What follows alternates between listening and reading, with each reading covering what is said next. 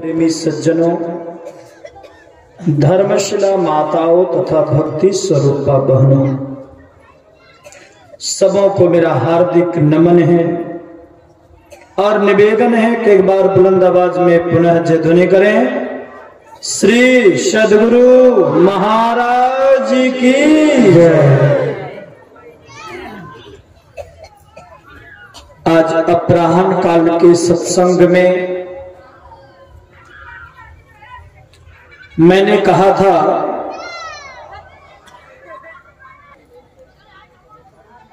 जब तक मन की अधीनता को हम लोग स्वीकार करते रहेंगे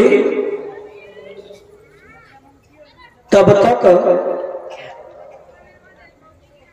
विकारों से कभी छुट्टी नहीं मिलेगी, और जब तक विकारों से छुट्टी नहीं मिलेगी तो जीवन के क्लेश का निःशेष कभी भी नहीं हो सकता। और इसीलिए प्रभु श्री राम ने धर्मरथ का चित्रण करते हुए कहा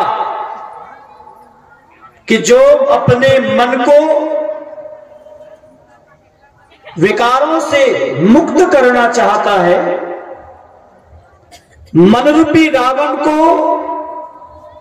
मारना चाहता है, मन रूपी रावण को बस में करना चाहता है, उसके लिए धर्मरथ की जरूरत है। और जिसमें मैंने चर्चा की थी कि पहला शौर्य और दूसरा धैर्य। सौरज और धीरज ये दो रथ के चक्के हैं। आगे भगवान श्री राम ने कहा सत्यशील दृढ़ ध्वजा पताका, उस धर्ममय रथ का पहला जो ध्वजा लगा हुआ है, उस धर्ममय रथ में जो ध्वजा लगा हुआ है वो ध्वजा क्या है? सत्य है। अर्थात सत्यभाषी बनना पड़ेगा। जो दिन रात झूठ प्रेम में लगे रहेंगे ऐसे साधकों से कभी भी भजन नहीं होगा। मनोनिग्रह करने वाले भक्तों को चाहिए कि हम झूठ से बच करके रहें, झूठ से अपने जीवन को बचाएं, क्योंकि झूठ पापों की जननी है। लेकिन आज लोग क्या कहते हैं?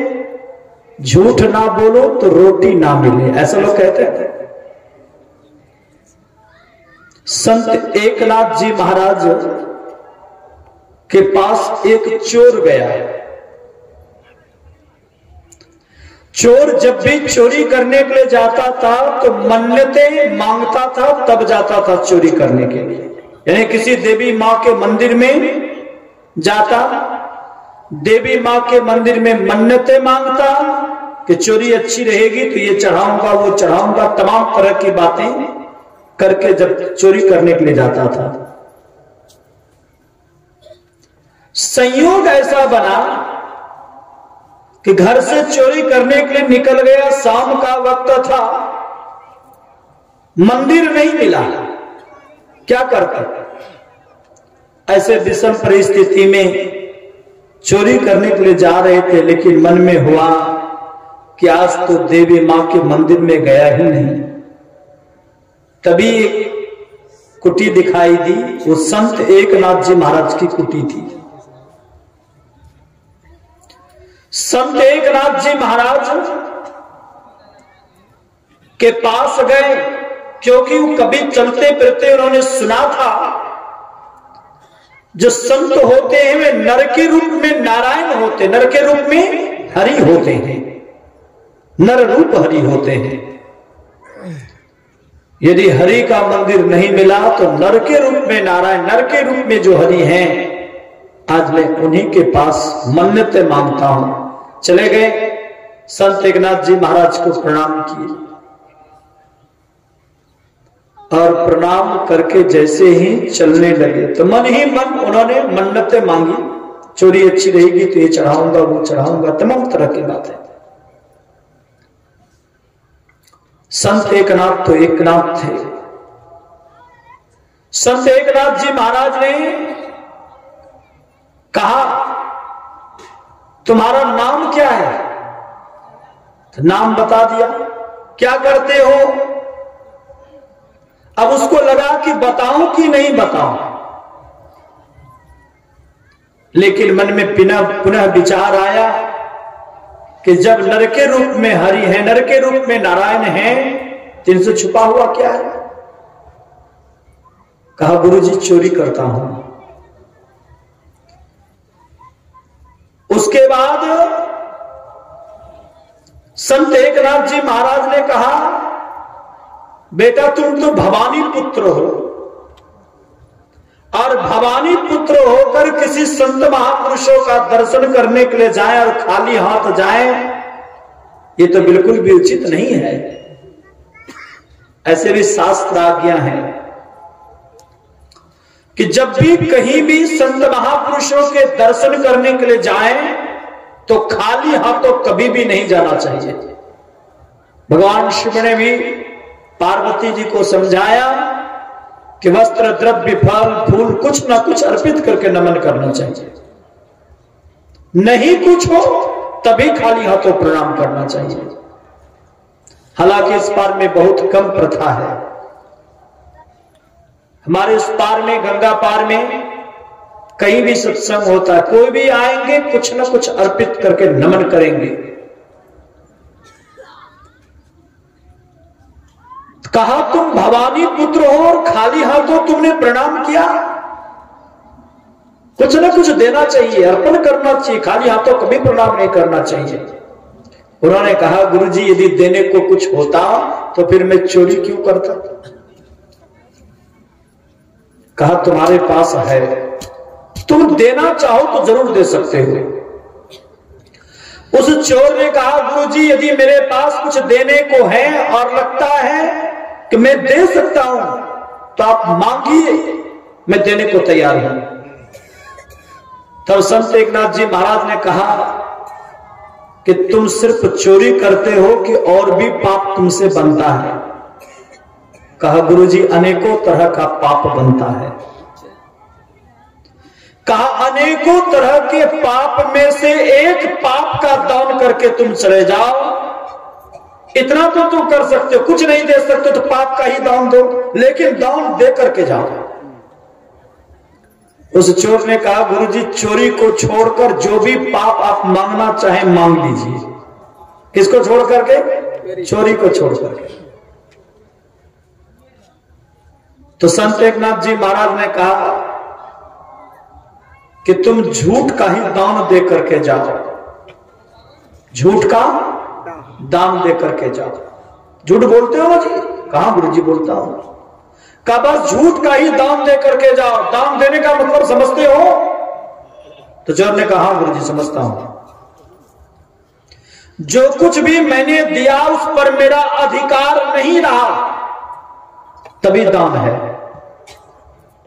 और दान का मतलब ढिंढोरा पिटवाना भी नहीं है कि दान दे दिए, खूब ढिंढोरा पीट दिए तब दान हुआ, सो भी नहीं। श्रद्धा पूर्वक दान, प्रेम पूर्वक दान, दान देकर अधिकार नहीं होना चाहिए, चाहे किसी भी तरह का दान हो। और यदि दान देकर के अधिकार करना शुरू कर दिया तो सब पुण्य छिन्न हो जाएगा जीवन से।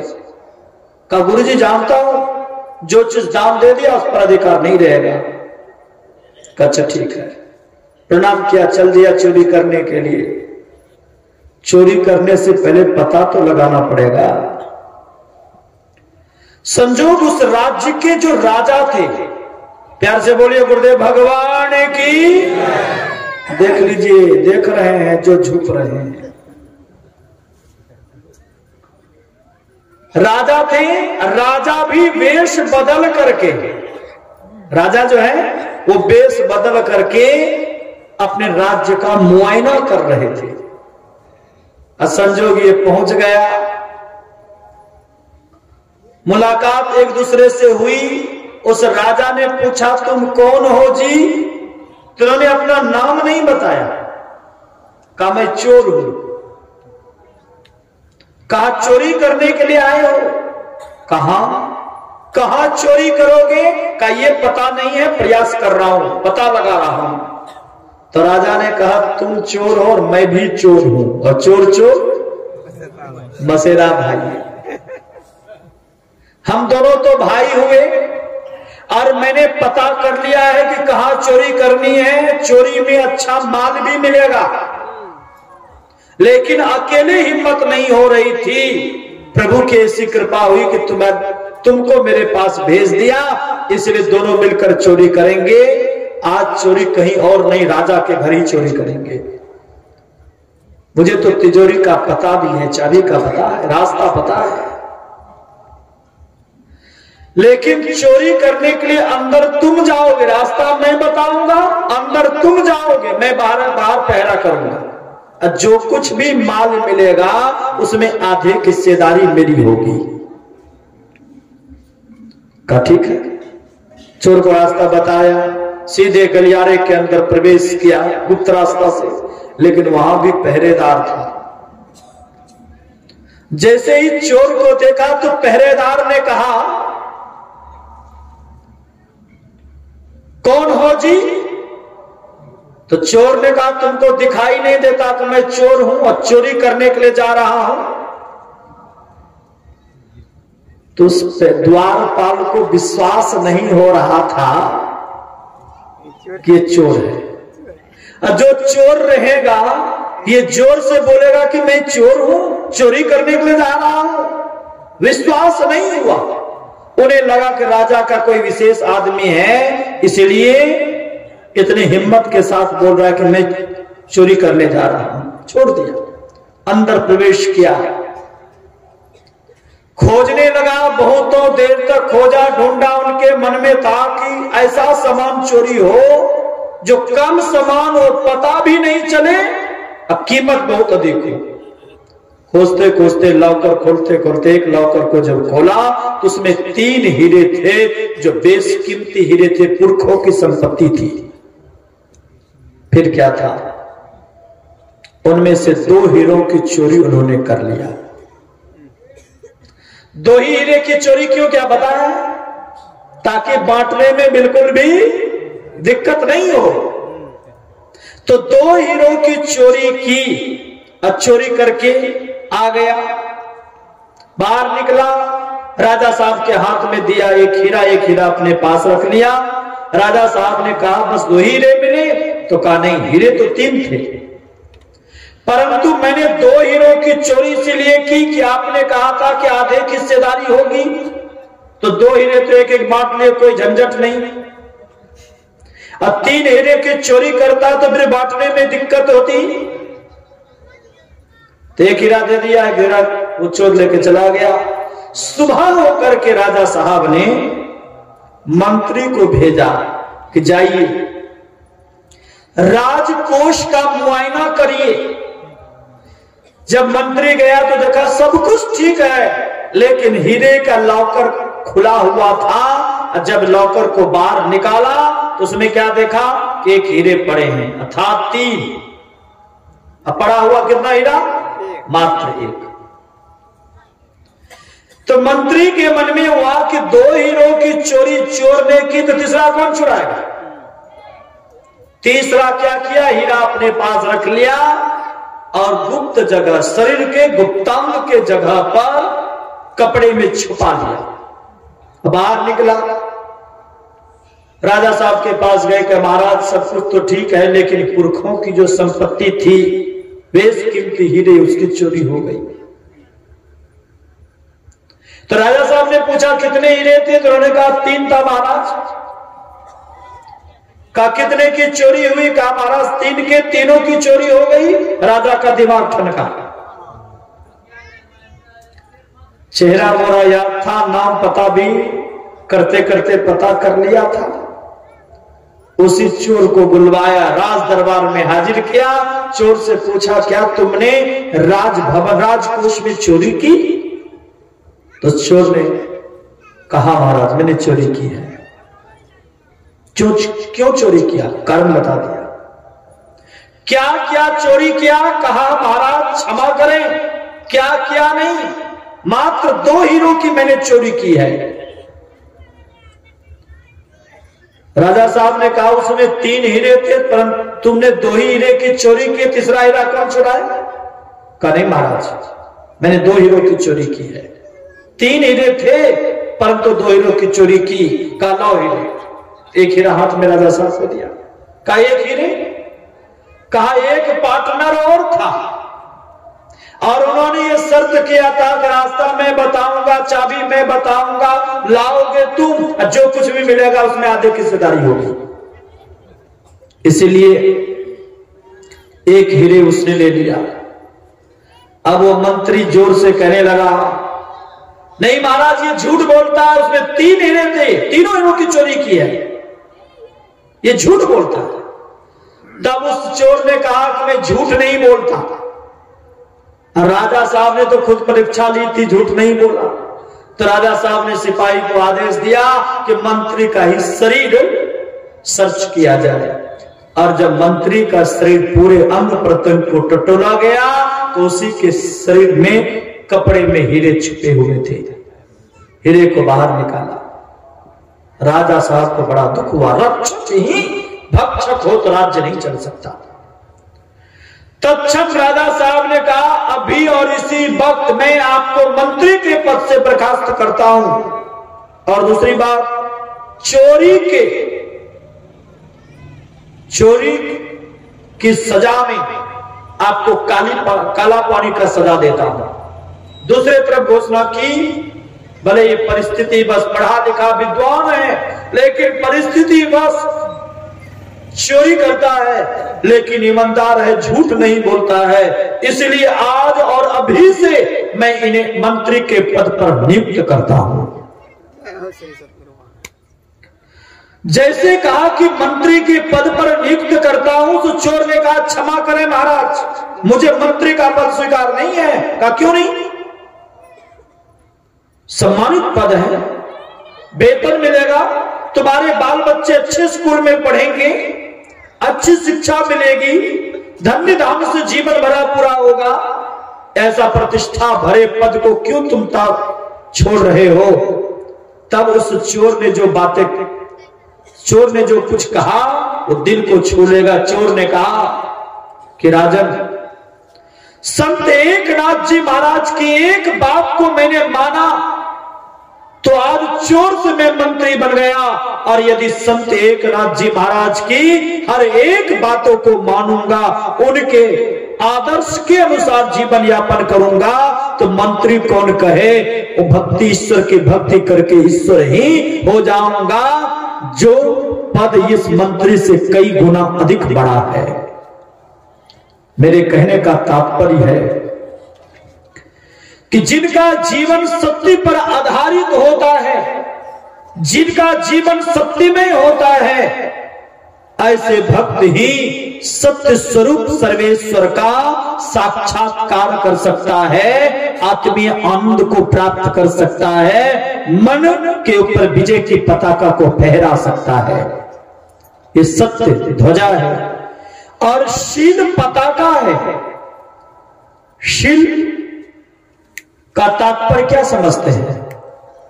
शील का तात्पर्य साधारण शब्दों में कहूं तो झूठ, चोरी, नशा, हिंसा और व्यभिचार, ये 5 पापों से बचकर रहना शीलवंत होना है। लेकिन यदि शील की पूरी व्याख्या की जाए तो शील में पहली बात है सदाचार, दूसरा शिष्टाचार और तीसरा शुचियाचार। सद आचरण के साथ जीवन यापन करना सदाचार है, अर्थात पंच पापों से अपने जीवन को बचाकर रखना। हमारे गुरुदेव ने कहा कि जो सदाचार का पालन करते हैं तो जब समझ लो कि जीवन में सबसे बड़ा चमत्कार है। गुरु महाराज के पास एक भक्त आए, उन्होंने कहा महाराज बिना चमत्कार का नमस्कार नहीं। गुरुदेव ने कहा कि चमत्कार किसको कहते हो जी? सदाचार पूर्ण जीवन व्यतीत हो जाए, यह सबसे बड़ा चमत्कार है। आज जो आराध्य देव की पूजा हो रही है, किसकी पूजा हो रही है? ये चित्र की पूजा हो रही ना? बोलिए, चित्र की पूजा हो रही है ना? बिल्कुल भी नहीं। चित्र की पूजा नहीं, चरित्र की पूजा हो रही है। आज संत लोग चित्रवान नहीं, चरित्रवान बनने की शिक्षा देते हैं। और चरित्र का उत्थान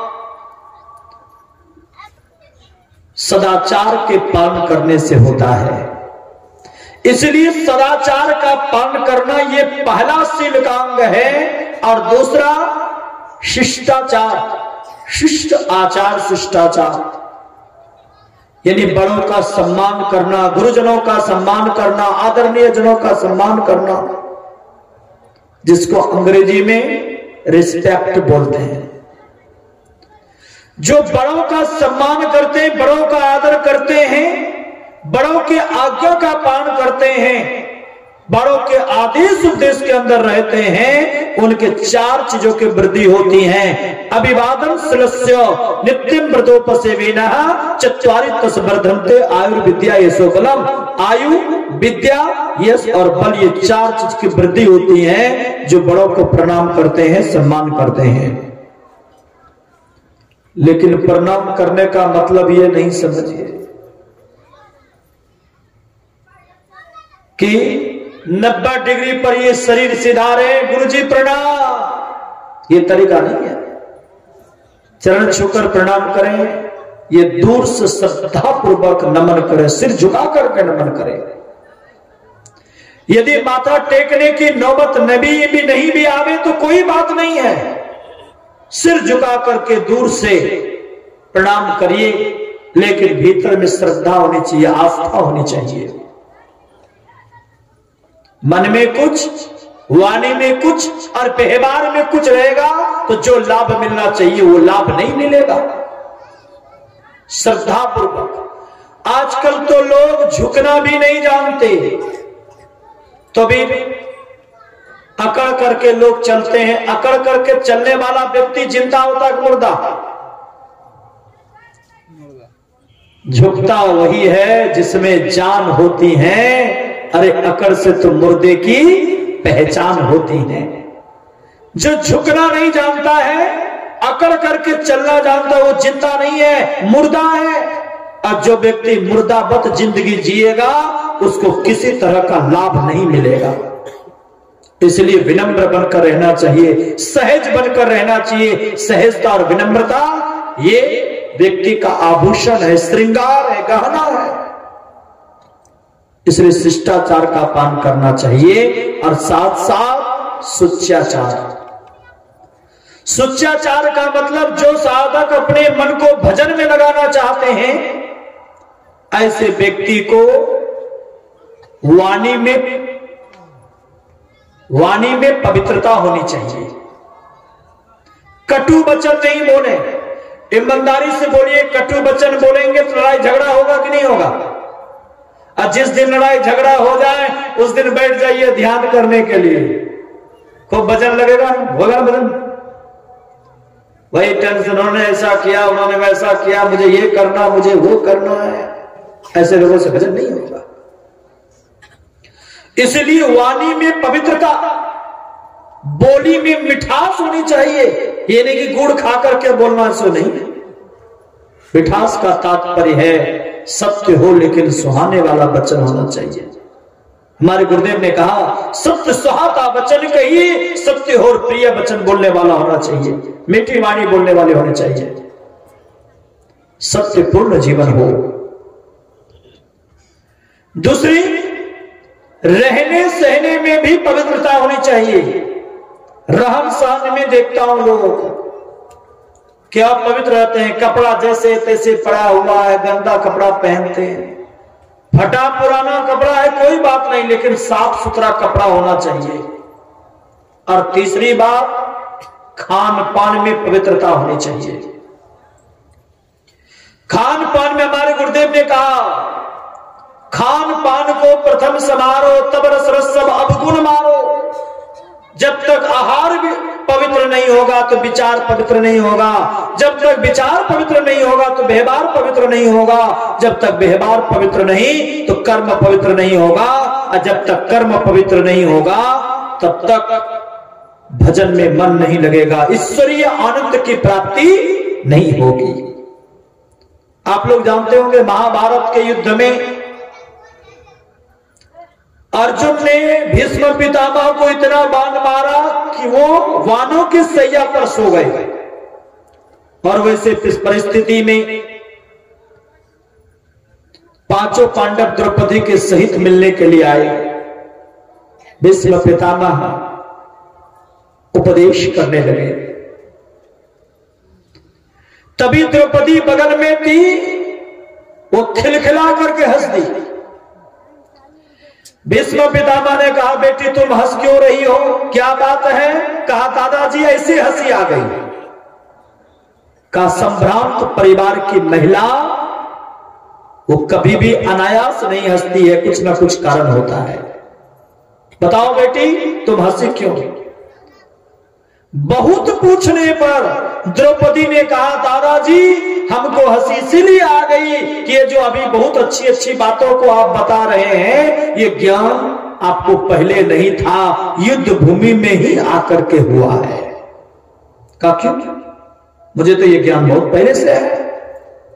कहा, दादाजी यदि ये ज्ञान पहले से था तो भरी सभा में मैं वस्त्रहीन हो रही थी, जबरदस्ती दुष्ट दुशासन ने मेरे वस्त्र को खींचना आरंभ किया, और दुष्ट दुर्योधन ने कहा किसी वस्त्रहीन करके मेरे जंघे पर बिठा दो। उस सभा में मैंने प्रश्न किया था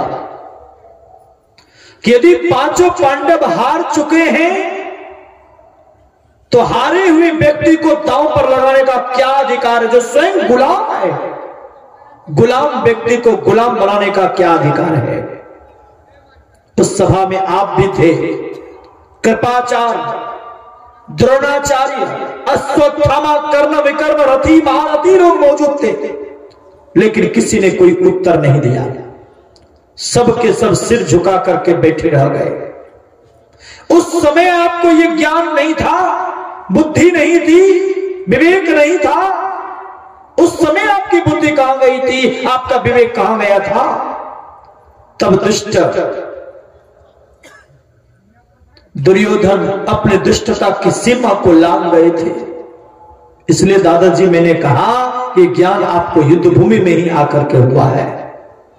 भीष्म पितामह ने कहा, नहीं बेटी, क्रोध करना तुम्हारा जायज है, मेरे पास उस समय भी ज्ञान था, लेकिन दुष्ट दुर्योधन के अन्न खाने से मेरे शरीर में जो रक्त बना था वो रक्त अशुद्ध रक्त था, जिसके चलते न्याय क्या होता और अन्याय क्या होता है ये विवेक मेरे अंदर का समाप्त हो गया था। लेकिन आज प्रिय अर्जुन के वाणों ने मेरे शरीर को जो छल्ली छल्ली किया, जिसके चलते वो दूषित अन्न से जो रक्त बना था वो रक्त बह गया। अब जो शेष मेरे शरीर में रक्त है वो बिल्कुल शुद्ध रक्त है, इसलिए मेरी बुद्धि सात्विक हो गई। इस कथा के माध्यम से मैं ये बतलाना चाहता हूं कि जैसा अन्न खाएंगे वैसा आपका व्यवहार होगा, आपकी वैसी वाणी होगी। इसलिए आहार शुद्ध ग्रहण करना चाहिए, और आहार में तो मांस मछली कभी खाना ही नहीं चाहिए। ये मनुष्य का आहार नहीं है। बहुत लोगों के मन में प्रश्न उदय होगा कि मनुष्य का आहार क्यों नहीं है, मनुष्य तो सर्वाहारी प्राणी है। लेकिन नहीं, भगवान ने मानव को शाकाहारी बना करके भेजा है, मांसाहारी नहीं। दो चार उदाहरण आपको सामने प्रस्तुत करता हूं। मांसाहारी प्राणी जब जन्म लेता है उनकी आंखें तुरंत नहीं खुलती हैं। खुलती है? बिल्कुल भी नहीं। जितने भी मांसाहारी प्राणी लीजिए, कुत्ता, बिल्ली, बाघ, सिंह, भालू, जितने भी मांसाहारी प्राणी हैं, उनका जब जन्म होता है उनकी आंखें तुरंत नहीं खुलती हैं, जबकि गाय, भैंस, बकरी, घोड़ा, घोड़ी, गधा, गधी, इनका जब जन्म होता है तो इनकी आंखें तुरंत खुलती हैं। और मानव भी जन्म लेता है तो इनकी आंखें तुरंत खुलती है। तो मैं कह सकता हूं भगवान ने मानव को शाकाहारी बना करके भेजा है। दूसरा उदाहरण, मांसाहारी प्राणी जीवा से चाट करके पानी पीता है, चटर चटर करके पानी पीता है, जबकि शाकाहारी प्राणी ओस लगाकर, खींचकर, सुरक करके पानी पीता है, कुत्ता की तरह चाट करके नहीं पीता। हम लोग भी ओस लगाकर, सुरक करके, खींच करके पानी पीते हैं, तो कह सकते हैं मानव शाकाहारी है। मांसाहारी प्राणी का जो दांत, नाखून नुकीले, मजबूत और खूंखार होता है, छोटी सी प्राणी बिल्ली को लीजिए या बड़े से बड़े प्राणी शेर को लीजिए, उनके दांत, नाखून नुकीले, मजबूत और खूंखार होते हैं, जबकि शाकाहारी प्राणी का दांत चिपटे, आगे का दांत चिपटे, नाखून चिपटे और कमजोर होते हैं। हम लोगों का भी दांत चिपटे, नाखून चिपटे और कमजोर है, तो कह सकता हूं भगवान ने शाकाहारी बना करके भेजा है। मांसाहारी शरीर के पसीना नहीं निकलता। मांसाहारी जितने भी शरीरधारी हैं, जब अधिक गर्मी से व्याकुल होता है, परेशान होता है, तो जिह्वा को बाहर करता है, लार टपकाता है, गहरा सांस लेता छोड़ता है, यानी उसके पसीना जिह्वा से टपकता है, हांफने से उसके जीवा से टकरा कर शरीर के अंदर हवा जाती है, उसी से उसका शरीर ठंडा होता है। जबकि शाकाहारी प्राणी जितने भी हैं, अधिक परिश्रम करने पर, अधिक गर्मी से व्याकुल होने पर उसके शरीर से पसीना निकलता है। मैं कह सकता हूं कि शाकाहारी प्राणी हम आप भी हैं, क्योंकि हम लोगों के शरीर से भी पसीना निकलता है। मांसाहारी प्राणी का जो आंत है वो शरीर के बराबर है, जबकि शाकाहारी प्राणी का आंत शरीर से कई गुना अधिक लंबा होता है। चाहे वो कोई भी शाकाहारी प्राणी को लीजिए, उदाहरण तो एक नहीं अनेकों हैं। तमाम उदाहरण से ये है, मैं अपने विचार को प्रस्तुत करना चाहता हूं कि आज जितने भी मनुष्य हैं वो शाकाहारी हैं, क्योंकि भगवान ने मांसाहारी का लक्षण एक भी नहीं बनाया। यदि हम लोग मांस मछली खाते हैं, अनाधिकार चेष्टा करते हैं, ऐसा करना घोर दंडनीय अपराध है, पाप है। मनु भगवान ने तो साफ शब्दों में कहा, मांस भक्ष्यता यत्र मांस भक्ष्यता मूत्र यस्य मांस मिहाद मिहम एतन मांसस्य मांसत्वम प्रविदन्ति मनुष्यः। जो दूसरे के मांस को खाकर अपने मांस को बढ़ाने की इच्छा मात्र करता है, उससे बढ़कर कोई पाप नहीं है। यह मनु भगवान का उपदेश है। नहीं तो मनुस्मृति को उल्टा कर देख लीजिए। उसी जगह मानो मनुस्मृति में भगवान मनु ने कहा, अनुमंता विस्सिता निहंता क्रय विक्रयी संस्कर्ता चो भरता चो खादकस चेति घातक। 8 प्रकार के पापियों का वर्णन किया है। आदेश देने वाला से लेकर खाने वाला, आदेश देने वाला, काटने वाला, टुकड़ा करने वाला, बेचने वाला, खरीदने वाला, पोसने के लिए लाने वाला, बनाने वाला, खाने वाला, ये 8 घातक हिंसा करने वाले कहलाते हैं और 8 को बराबर पाप लगता है। ऐसा मनु भगवान ने मनुस्मृति में कहा। कबीर साहब ने तो साफ शब्दों में कहा, तिल भर मछली खाए के कोटि गो करे दान, काशी करवट ले मरे तो भी नरक निदान। यानी तिल भर मछली खा करके और करोड़ों गाय को दान करेंगे, काशी में ही जाकर के मरे क्यों नहीं, फिर भी नरक में जाने से कोई बचा नहीं सकता है। इसलिए ऐसा अशुद्ध आहार ग्रहण करना बिल्कुल भी गलत है, पाप है। तब लोग क्या कहते हैं, बाबा ताकत के लिए खाते हैं, विटामिन, प्रोटीन, खनिज लवण, कार्बोहाइड्रेट, कैल्शियम, फास्फोरस, आयरन, इसके लिए खाते हैं। जिसके दिमाग में यह पर्दा छाया हुआ है कि मांसाहारी में अधिक ताकत है, तो सुन लीजिए, ताकत की बात करें, कैलोरीज की बात करें, तो मांसाहारी में सबसे अधिक बकरे के मांस में कैलोरी पाया जाता है 194, जबकि शाकाहारी में सबसे कम ताकत वाला कोई चीज है तो अरहर का दाल है और मेथी है। कितना? 333। मांसाहारी में 194 सबसे अधिक, जबकि शाकाहारी में सबसे कम है तो 333 है। यदि प्रोटीन की बात करें तो मांसाहारी में 22.3 से लेकर 22.6% तक है, जबकि शाकाहारी में सबसे कम है तो 22.6। आप यदि मूंग का दाल खाते 24 पॉइंट है, यदि आप उड़द का दाल जिसको कलाई दाल बोलते हैं 26 पॉइंट है, राजमा खाते हैं तो 37.7 है, यदि सोयाबीन खाते 43 पॉइंट है, धनिया खाते हैं 43 पॉइंट प्रोटीन की मात्रा है। कुछ लोग कहते हैं संडे हो कि मंडे रोज खाओ अंडे, सुन लीजिए उसको लगेंगे यमराज के डंडे। और वो अंडे क्यों खाना चाहते हैं? क्योंकि कहते हैं कैल्शियम की मात्रा अधिक है। इसलिए जी कैल्शियम कितना है? 13.3% सबसे अधिक अंडे में, जबकि शाकाहारी में अंडा से कई गुना अधिक कैल्शियम की मात्रा केले में पाया जाता है, कई गुना अधिक। कैल्शियम ही नहीं, मैग्नीशियम, आयरन भरपूर मात्रा में केले में पाया जाता है, और उससे भी कई गुना अधिक सहजन की पत्ती में, फूल में और फल में पाया जाता है, 100 गुना से भी अधिक। कैल्शियम, मैग्नीशियम, आयरन, मिनरल्स ये तमाम चीजें पाई जाती है। सहजन नहीं है, वो जीवन के लिए संजीवनी है, लेकिन वो नहीं खाएंगे। वो संडे हो कि मंडे रोज खाओ अंडे, ऐसा विचार रखने वाले तो सुन लीजिए यमराज के डंडे से कोई नहीं बचा सकता। इसलिए खा करके मत जीवन को बर्बाद करिए। तब कुछ लोग क्या कहते हैं, देवी माँ के मंदिर में मन्नत किए थे तो उसको न खाएंगे, ये तो प्रसाद ना हुआ।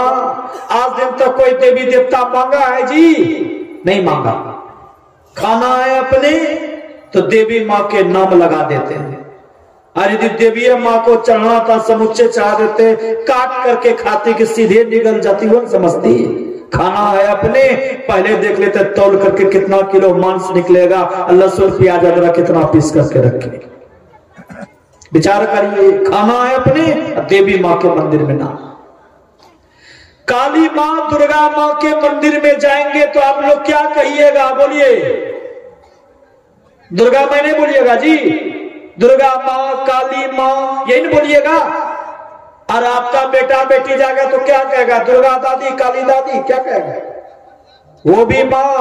आपका पोता गया तो वो भी माँ, छर पोता गया तो वो भी माँ, लकड़ पोता गया तो वो भी माँ, सबकी माँ। मैं कहता हूं एक माँ का 10 बेटा हो, 10 में से एक बेटा लंगड़ा, लुल्हा, पाहिज, गुंगा, पहरा, मलमूत्र का त्याग कपड़े में करता हो, ये भंडारा बना रहे कि लाउड स्पीकर लगाकर गरज रहे हैं जी? बोलिए गुरुदेव भगवान की जय। श्री सद्गुरु महाराज की जय।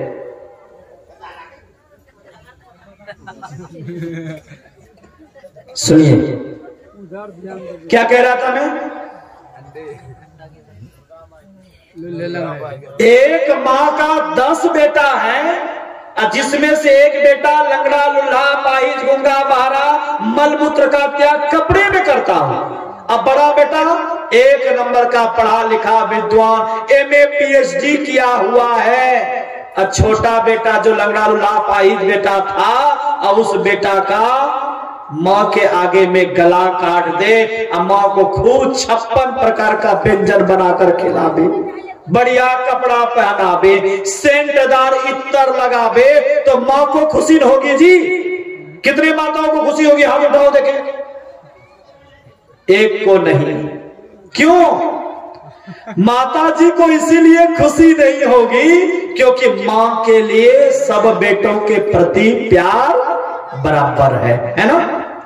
माँ यदि बेटा छोटे भाई का यदि गला बड़ा भाई काट देता है तो माँ उस बड़े बेटा को क्या गाली गलौज नहीं करेगी? विचार करिए। हाँ, यदि छोटे भाई की सेवा करता है तो माँ के हृदय से दुआ निकलती है बड़े बेटों के लिए। भगवान करे मेरा बड़े बड़े बेटा को खूब लंबी आयु दे। लंगड़ा लुल्ला पाइज गुंगा बहरा भाई की सेवा करता है, भगवान करे मेरे बड़े बेटा को लंबी आयु दे, भगवान सद्बुद्धि दे, ऐसा लोग कहेंगे। बस अंतर इतना ही है, उस देवी देवता के बेटा बेटी हैं कौन? सब। बकरी खस्सी पटुकरा पटुकरी मुर्गा मुर्गी कबूतरा कबूतरी ये सब छोटका बेटा बेटी है, और हम लोग मानव शरीरधारी बड़ा बेटा है। क्योंकि दुर्गा सप्तशती पढ़ते ना, या देवी सर्वभूतेषु मातृरूपेण संस्थिता नमस्तस्यै नमस्तस्यै नमस्तस्यै नमो नमः पढ़ते ना। या देवी सर्वभूतेषु मातृरूपेण संस्था, हे मां धरती पर जितने भी जीव हैं सबकी मां है। अब समझिए सबकी मां है तो बकरी बकरी बकरी बकरा कबूतरा कबूतरी मुर्गा मुर्गी का छोड़ करके सबका है ना जी।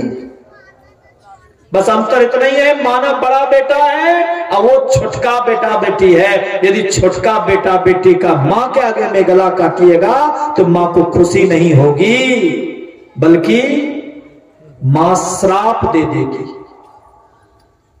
और जिस मां को खुशी होगी वो मां नहीं कहला सकती है, वो चंडाल कहेंगे उनको।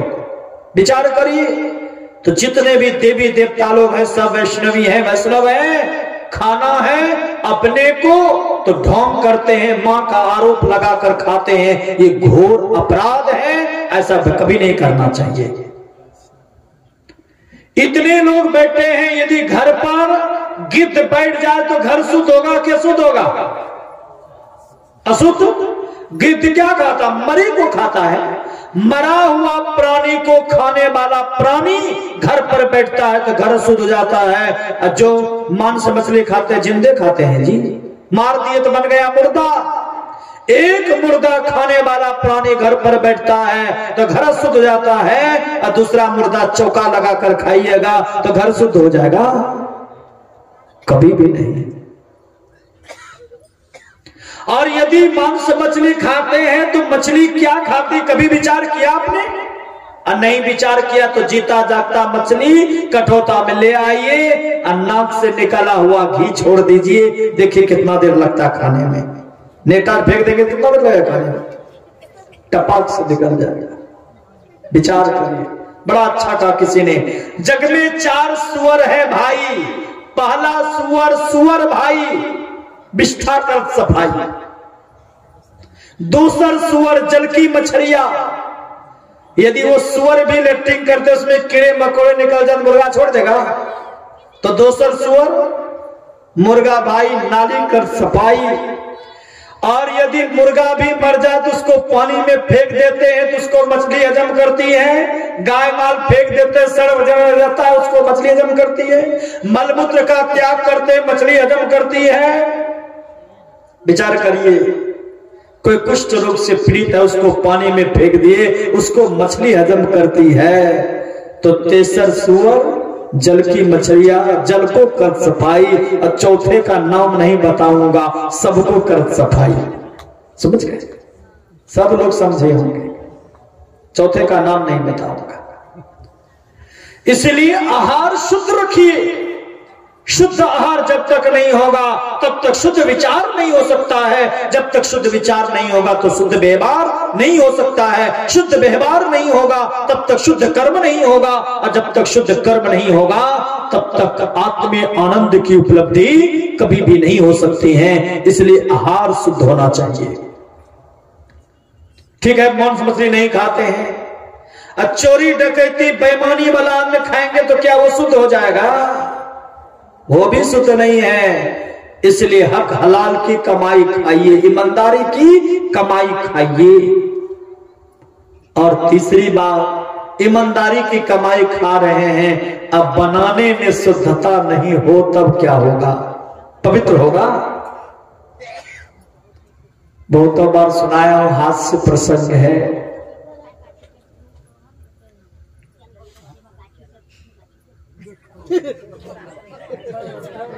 बोलिए गुरुदेव भगवान की। एक पिताजी के साथ में बैठा था भोजन करने के लिए एक बच्चा। ध्यान से सुनिए, किसके साथ में? पिताजी के साथ में। दाल भात खा रहा था, सब्जी नहीं। पिताजी ने कहा सब्जी नहीं खाओगे तो आंख की रोशनी कैसे बढ़ेगी? कहा नहीं बढ़ाना है। करे क्यों कहते हो कि नहीं बढ़ाऊंगा? बढ़ाओ, खाओ। का नहीं बढ़ाना है। का चाहे जो भी प्रयास करिए, नहीं खाऊंगा, नहीं खाऊंगा, नहीं खाऊंगा। बाल हट होता, बाल हट कर दिया, नहीं खाऊंगा तो नहीं खाऊंगा। तो पिताजी थोड़ा गर्म दिमाग के थे, 2-4 थप्पड़ लगा दिया। क्यों नहीं खाएगा? खाना पड़ेगा। कारगिल नहीं खाऊंगा। 1-2 तमाचा और जड़ दिया। जार बेजार होकर रोने लगा और एक ही जिद पर अटक रहा, नहीं खाऊंगा, नहीं खाऊंगा, नहीं खाऊंगा। गुस्से में आकर बच्चे ने कहा आपका बाप भी कह देगा तो नहीं खाऊंगा। तो दिमाग गर्म था, 2-4 तमाचा जड़ दिया। जार बेजार होकर रोने लगा। आखिर का जब खूब रोने लगा तो उसका आंसू पाछा, अच्छा पापा को माफ कर दो, मेरा तो लाडला बेटा है, प्यारा बेटा है, दुलारा बेटा है, विवेकशील बेटा है। खूब तरह से पोटा। शांत हुआ, प्यार से पूछा और दिन तो तुम खाता था, आज क्यों नहीं खाता है? तब बच्चे ने कहा कि मां सब्जी बना रही थी, कढ़ाई को चूल्हे पर चढ़ाई थी, तेल डाल दी थी। तेल पका है कि नहीं पका है इसको देखने के लिए से ऐसे मां झुकी। मां को सर्दी थी, नाक से टपक गया। अब मां ने क्या किया? उसी में तेल, मिर्ची, फोरन, मसाला सब मिला दिया, सब्जी भी मिला दिया। ये गंदा ना हुआ? नाक का नेटा निकाला हुआ, मिलाया हुआ, कैसे खा सकता है? इसलिए नहीं खाऊंगा। विचार करिए क्या होता। थोड़ा सा तेल बर्बाद होता, कढ़ाई को एक बार साफ करना पड़ता, यही ना होता। लेकिन नाक का नेटा मिला करके जो सब्जी मिला दिया तो शुद्ध हुआ? क्या शुद्ध हुआ? बहुत माताओं को मैंने देखा है, रोटी बेलेगी, बेल करके बेलना कहाँ रखती है बताया? स्टैंड देते हैं हम लोग, वो पैर पर रखेगी, फिर चलन धुली सटाएगी, फिर रोटी बेलेगी। चप्पल पहन करके रोटी बेलेगी। होशियार, कभी ऐसा मत करिए। बहुत माताओं को मैंने देखा हो कि रोटी जब जल जाती तवे में ना, उसको खुड़सती है, उसके बाद साफी का इस्तेमाल नहीं, मुंह में साफी है, फूक फूक करके उसको साफ करेंगे। शुद्ध हुआ का शुद्ध हुआ? अब भाई लोग भी कम नहीं है, जाएंगे लेटरिन करने के लिए दाहिना हाथ से लोटा लेकर, अब उधर से आएंगे बायां हाथ से लोटा लेकर, अब बीच में दतमन मिल गया तो मुंह में हुरकुच लिया, अब बाद में थोड़ा सा मिट्टी लिया, हाथ भी लपेट दिया, उसको लोटा में भी लपेट दिया, अब बीच में सब कपड़ा उपड़ा सब छू लिया। शुद्ध हुआ का शुद्ध हुआ? कभी ऐसा मत करिए। बाहर जाने की नौबत आवे, दाहिना हाथ में लोटा लेकर जाइए और दाहिना हाथ से लोटा लेकर के आइए, लोटा को आराम से रख दीजिए, मिट्टी सरफ साबुन हाथ में लीजिए, एक बार धोइए, फिर दूसरा बार, और फिर तीसरा बार में हाथ पूरा धोइए, एक बार और 4 बार धो लीजिए। उसके बाद सरफ साबुन राख से लोटा को मांजिए, पहले कुल्ला कीजिए तो फिर पैर धोइए। ये नहीं कि बीच में दतमन मिल गया तो मुंह में दतमन भी डाल दिए, गंदे हाथ से दतमन भी छू लिए और अपने आप को बड़ा पवित्र, इतना सा मिट्टी लिया, लपेट लिया, लोटो वही मिट्टी लपेट दिया। ऐसा मत करिए, शुद्धता होनी चाहिए। तो सदाचार, शिष्टाचार और सुचाचार, ये तीनों अंगों को मिलाते सिलवंत होते हैं, और जो सिलवंत होते हैं उनके मुट्ठी में तीनों लोगों की संपदा होती है। इसलिए प्रभु श्री राम ने कहा कि सत्य और शील, सत्य ध्वजा है तो शील पताका है। आगे भगवान श्री राम ने कहा उस धर्ममय रथ में 3 घोड़े हैं। पहला घोड़ा है विवेक का बल, बल विवेक दम परहित घोड़े। पहला घोड़ा है विवेक का बल, अर्थात साधकों के अंदर विवेक की शक्ति तब बढ़ती है। विवेक कहां होता है? ज्ञान कहां होता है? सिनेमा में, सर्कस, थिएटर। गोस्वामी जी ने कहा बिनु सत्संग विवेक न हुई। बिना सत्संग का विवेक नहीं होगा, ज्ञान नहीं होगा। कौन सा ज्ञान? मैं कहां से आया हूं, कहां को जाना है, जीवन का कर्तव्य कर्म क्या है, अकर्तव्य कर्म क्या है, इनका ज्ञान संतों के संगति से मिलता है। इसलिए सत्संग रोज करना चाहिए। आज लोग सत्संग से लोग भागते हैं। यदि पति पत्नी बारंबार सत्संग में जाने लग जाए, पत्नी बारंबार सत्संग में जाने लग जाए, तो पति लोग क्या कहते हैं पता है? तुमको कि कोनो काम है, दिन रात सत्संग में पड़े रहो, ऐसा कहते हैं पति महोदय। अब कहीं पति महोदय को सत्संग का चस्का लग गया तो पत्नी कहती है सत्संग से ब्याह करना लीजिए, विचार करिए। और यहां तक कि सत्संग सुनने में भी धार साज का विचार। बोलिए गुरुदेव भगवान की। सत्संग में भी धार साज। कहते सत्संग की सबको धारता है। विचार करिए, बोतल धारेगा, दूसरे का गला काटना धारेगा, गोली मारना धारेगा, और सत्संग में धारेगा? अच्छा चले धारेगा। जो चीज जीवन के लिए उपयोगी है उसमें धार साज का विचार, और जो जीवन के लिए अनुपयोगी है, जिसके बगैर हमारा काम कल चल सकता है, उस पर हम लोग धार साज का विचार नहीं करते। एक युवक को सत्संग का चस्का लग गया। बयार गया था भैंस चराने के लिए।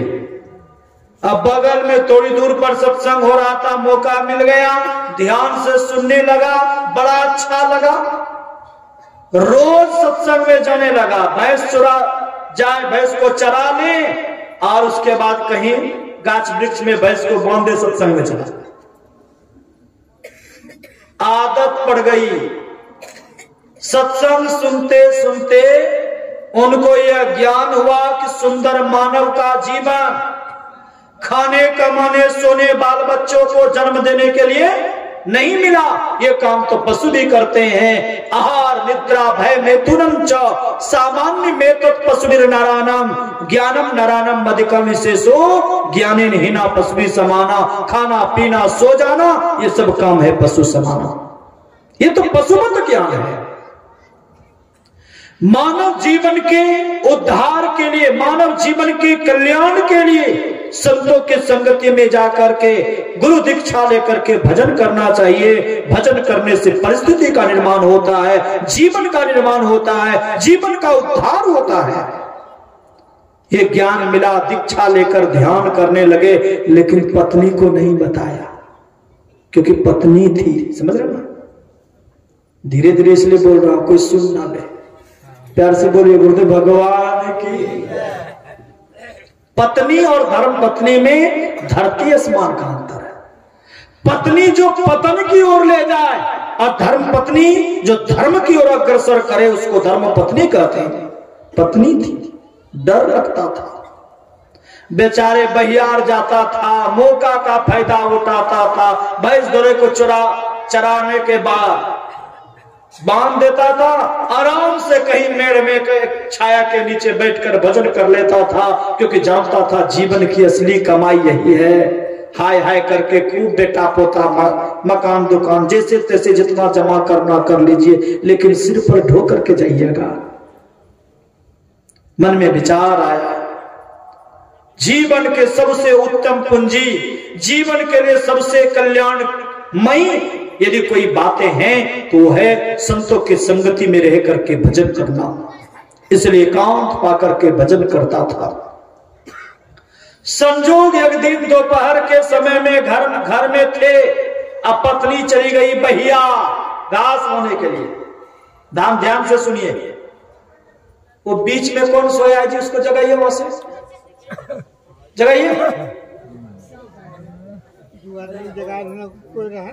श्री सदगुरु महाराज की जय। जागो महादेव, उठिक बैठो। श्री सदगुरु महाराज की जय। सुनिए, पत्नी चली गई थी बहियार घास लाने के लिए, अब पति को मौका मिल गया, समय मिल गया, एकांत था, घर के कोने में जा करके एक पतला सा चादर ढक करके बैठ गए और ध्यान करने लगे। ध्यान तो 2-4 मिनट का चीज है नहीं, बैठा तो घंटों 1.5 घंटा बैठ गया। पत्नी बहियाल से आई, माथे पर बोझा था, फेंक करके जैसे अंदर पैर हाथ धोकर प्रवेश की तो देखा कि घर के कोना में एकदम सिन्हा तान करके बैठे हैं। पत्नी को लगा इस तरह तो सत्संगी लोग बैठते हैं, ये बैठे हैं क्या करते हैं जी? अब ये ध्यान करने के लिए बैठे थे, क्या बोलते? कुछ नहीं बोले। आखिरकार सिर पकड़ करके खूब हिला दिया। क्या करते हैं? ऐसे तो सत्संगी लोग बैठता है, कहीं सत्संगी तो नहीं हो गए हैं? तो सत्संग में सुना था, झूठ नहीं बोलना है, इसलिए उसने प्यार से कहा कि देखो जी, हम तो आज से सत्संगी थोड़े, ढेर दिन हो गया, अब तो 3-4 महीना हमको बीत गया दीक्षा लेने से। पत्नी ने कहा तब तो मांस मछली नहीं खाइएगा। कहा मांस मछली खाने की बात तो जाने दो, ला करके भी नहीं दूंगा और उसके लिए खर्चा भी नहीं दूंगा, छूंगा तक भी नहीं, क्योंकि मनो भगवान के उपदेश को सुना हो, किसी भी तरह जो सहयोग करता पाप के भागी बनते, इसलिए मैं पाप का भागी नहीं बनूंगा। और मैं तो कहूंगा कि तुम भी दीक्षा लेकर के दोनों पति पत्नी एक साथ ध्यान भजन करेंगे, कल्याण होगा। का ये प्रवचन मेरे पास नहीं चलेगा। दीक्षा ले लिए तो एक बात मैं पूछना चाहता हूं, आपके परदादा जी दीक्षित थे, सत्संगी थे? कहा नहीं। कहा दादाजी? कहा वो भी नहीं।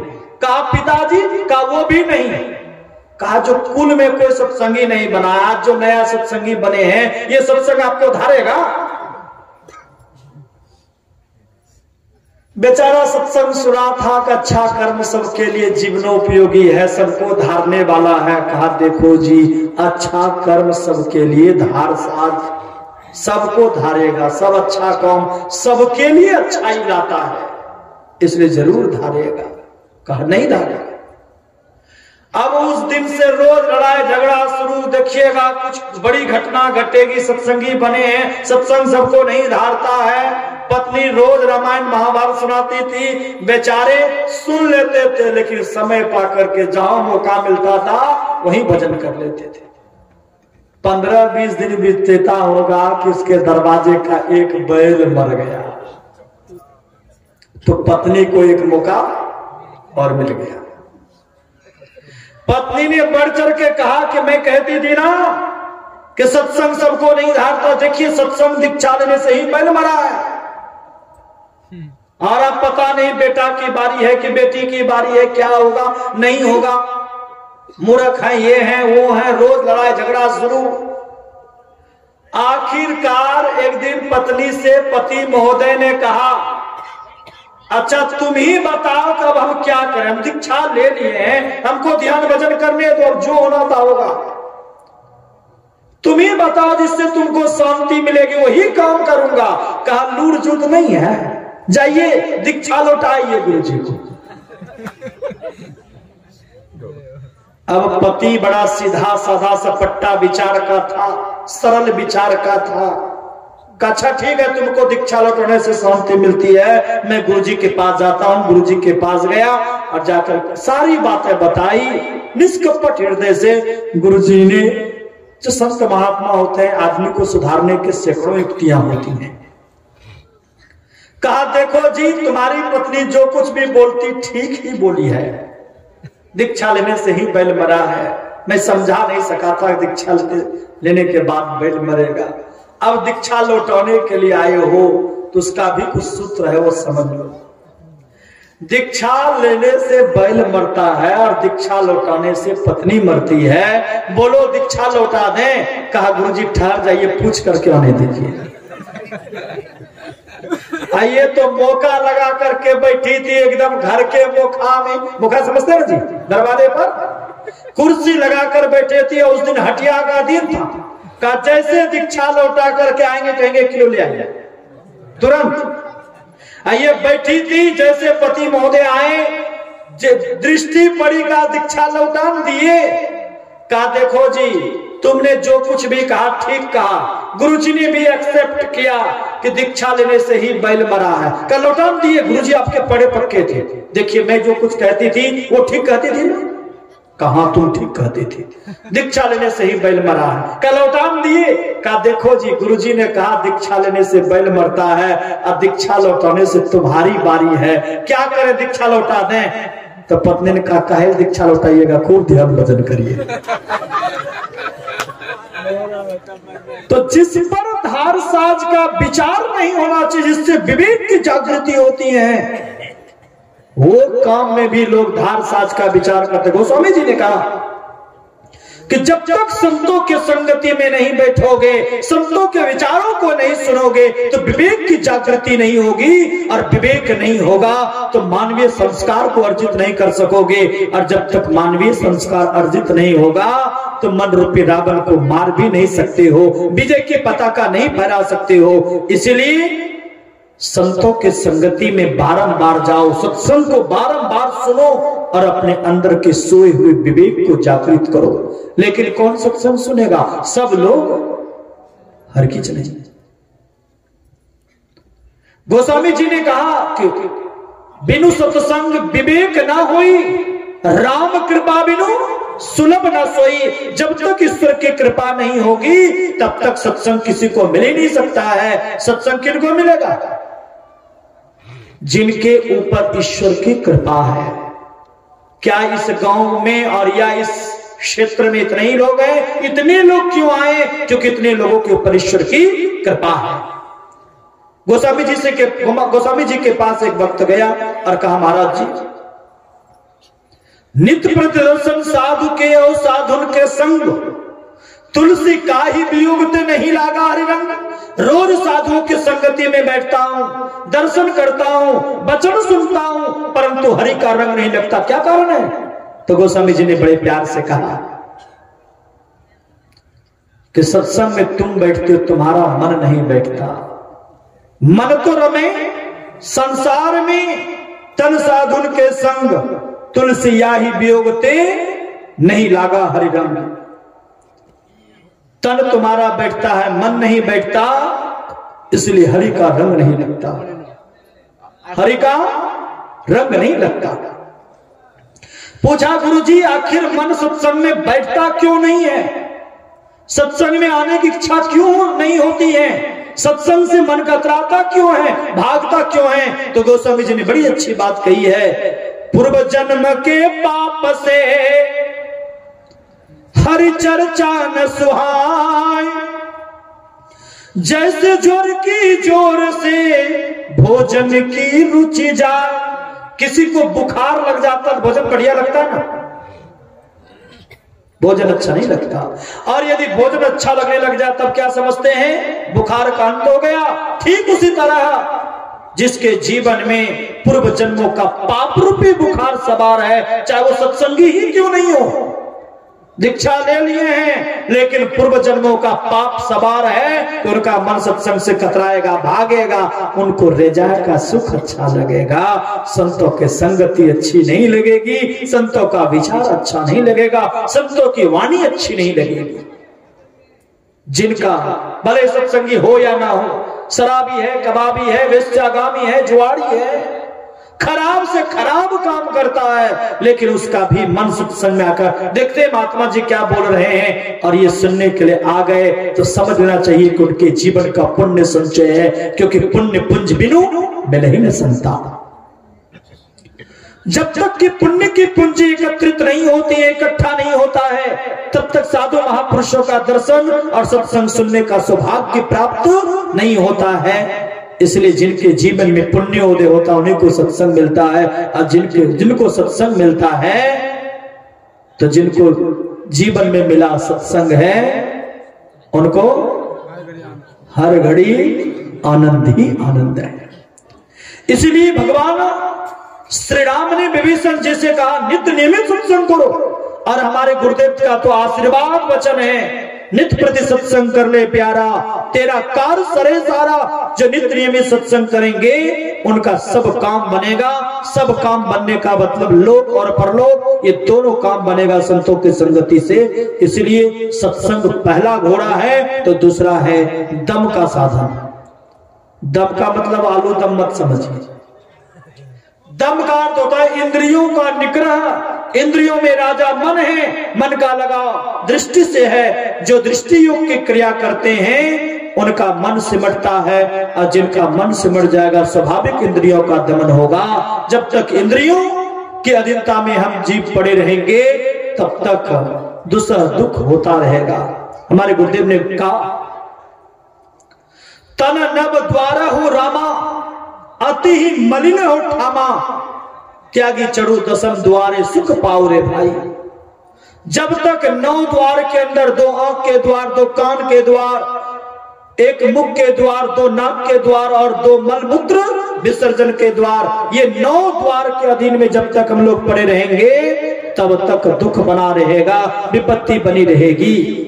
और इंद्रियों के घाटों में जब तक पड़े रहेंगे तो 9 द्वार के अंदर पड़े रहेंगे। इसलिए 9 द्वारों से ऊपर उठने का यदि किसी को चाहना है तो संतों ने कहा कि इंद्रियों का दमन करना पड़ेगा, और इंद्रियों का दमन दृष्टि योग की क्रिया से संभव है।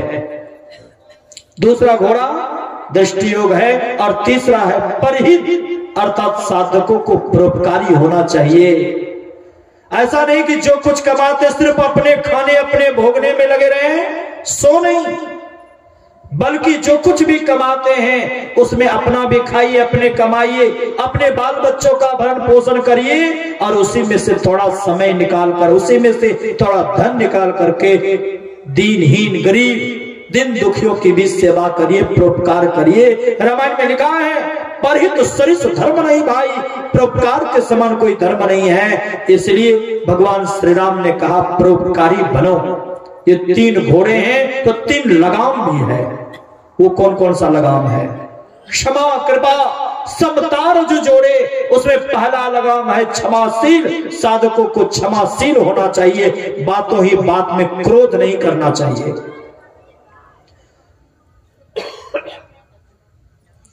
जो बातों ही बात में क्रोध करता है, ऐसे साधक से कभी भी भजन नहीं हो सकता। तब क्या क्रोध नहीं करें? क्रोध नहीं करेंगे तब भी काम नहीं चलेगा।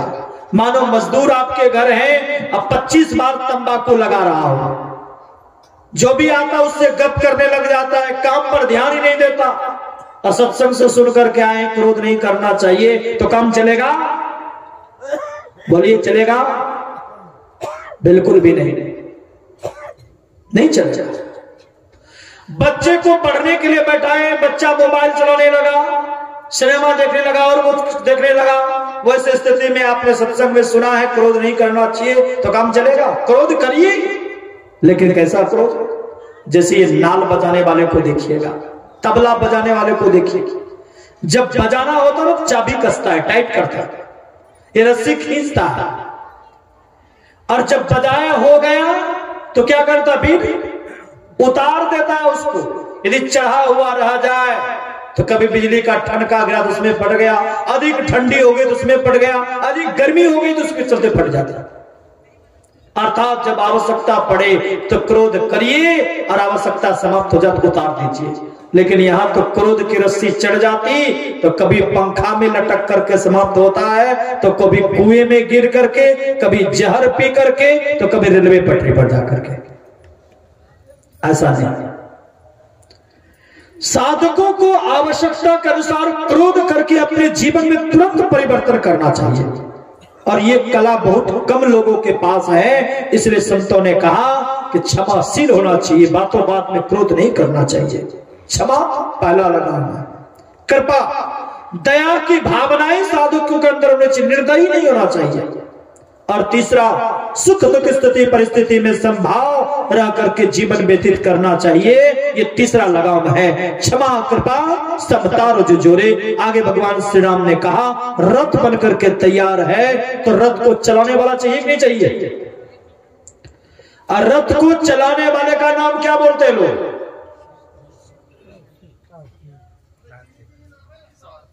सारथी। ईश भजन सारथी सुजाना। ईश्वर की भक्ति अति चतुर सारथी है। सारथी भी यदि गड़बड़ हो तो कहीं भी गड्ढा में गिरा सकता है ना। ड्राइवर ठीक ठाक नहीं हो तो कहीं भी धक्का मार देगा, है ना। कुशल सारथी होना चाहिए। तो धर्ममय रथ को, धर्ममय युद्ध को जीतने के लिए भी कुशल सारथी होनी चाहिए। सारथी का मतलब जिसको रथी की चिंता हो उसी को सारथी कहेंगे। भगवान श्री कृष्ण अर्जुन के रथ के सारथी थे। बोलिए गुरुदेव भगवान की। अर्जुन के रथ के सारथी थे। एक बार भगवान श्री कृष्ण से अर्जुन ने पूछ दिया, यदि मैं युद्ध भूमि में मारा चला गया तो आप हमारे लिए क्या करेंगे? कहा मेरे अच्छे तुम्हारी मृत्यु नहीं होगी। भगवान कृष्ण ने कहा प्रभु मान लीजिए यदि मेरी मृत्यु हो गई तब आप क्या करेंगे? कहा मेरे अच्छे यदि तुम्हारी मृत्यु होगी तो मैं पृथ्वी को प्रलय की ओर धकेल दूंगा। ना रहेगी बांस, ना बजेगी बांसुरी। कितनी हिम्मत बढ़ गई होगी। और यही प्रश्न महारथी कर्ण ने अपने सारथी राजा शल्य से पूछा, यदि युद्ध भूमि में मारा चला गया तो आप हमारे लिए क्या करेंगे? कहा क्या करूंगा, रथ घोड़े को लौटाकर घर जाऊंगा और क्या करूंगा। देखिए एक सारथी है, दूसरा स्वार्थी है। ईश्वर की भक्ति अति चतुर सारथी है। जो भक्ति करते हैं उसकी पूजा होती है। भक्ति करने वाले को लोग क्या कहते हैं? भक्त कहते हैं। आज बड़ा ही पवित्र है, माघी पूर्णिमा है ना। आज के ही दिन संत रैदास जी महाराज का इस अवनी तल पर अवतरण हुआ था। रैदास जी महाराज के संबंध में आप लोग सुने होंगे। पहले वो ब्राह्मण कुल के महात्मा थे, बड़े पहुंचे हुए महात्मा थे, लेकिन मरते समय उनका ख्याल बिगड़ गया था। ढोलक बज रहा था, मृदंग बज रहा था। अनायास मृदंग की आवाज को सुनकर के रैदास जी महाराज के मन में वाह कितनी सुंदर आवाज है, कितनी मीठी आवाज है, काश ये मैं भी बजाता बनाता। और ये सोचना था। क्षण भर में उनका शरीर छूट गया। जाकर के चर्मकार कुल में उनका जन्म हुआ। मां का दूध नहीं पीना चाहता था।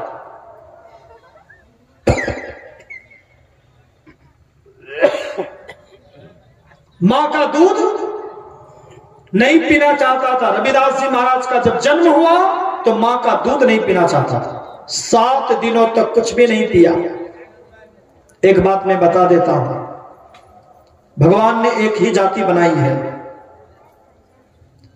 नीच वो है जो नीच कर्म करे। अब कोई नीच कुल में जन्मे हैं जिसको छोटी जाति लोग बोलते हैं, और छोटी जाति में जन्मे हैं और उच्च कर्म कर रहे हैं तो ब्राह्मण से भी श्रेष्ठ हैं। याद रखिए, कोई जाति से कोई नीच नहीं होता। रैदास जी महाराज मां का जब दूध 7 दिनों तक पान नहीं किया तो कौन ऐसी मां होगी जो दुखी नहीं होगी। कितना तंत्र मंत्र ये वगैरह वगैरह बहुत तरह की बात की, लेकिन बच्चे ने दूध पान नहीं किया।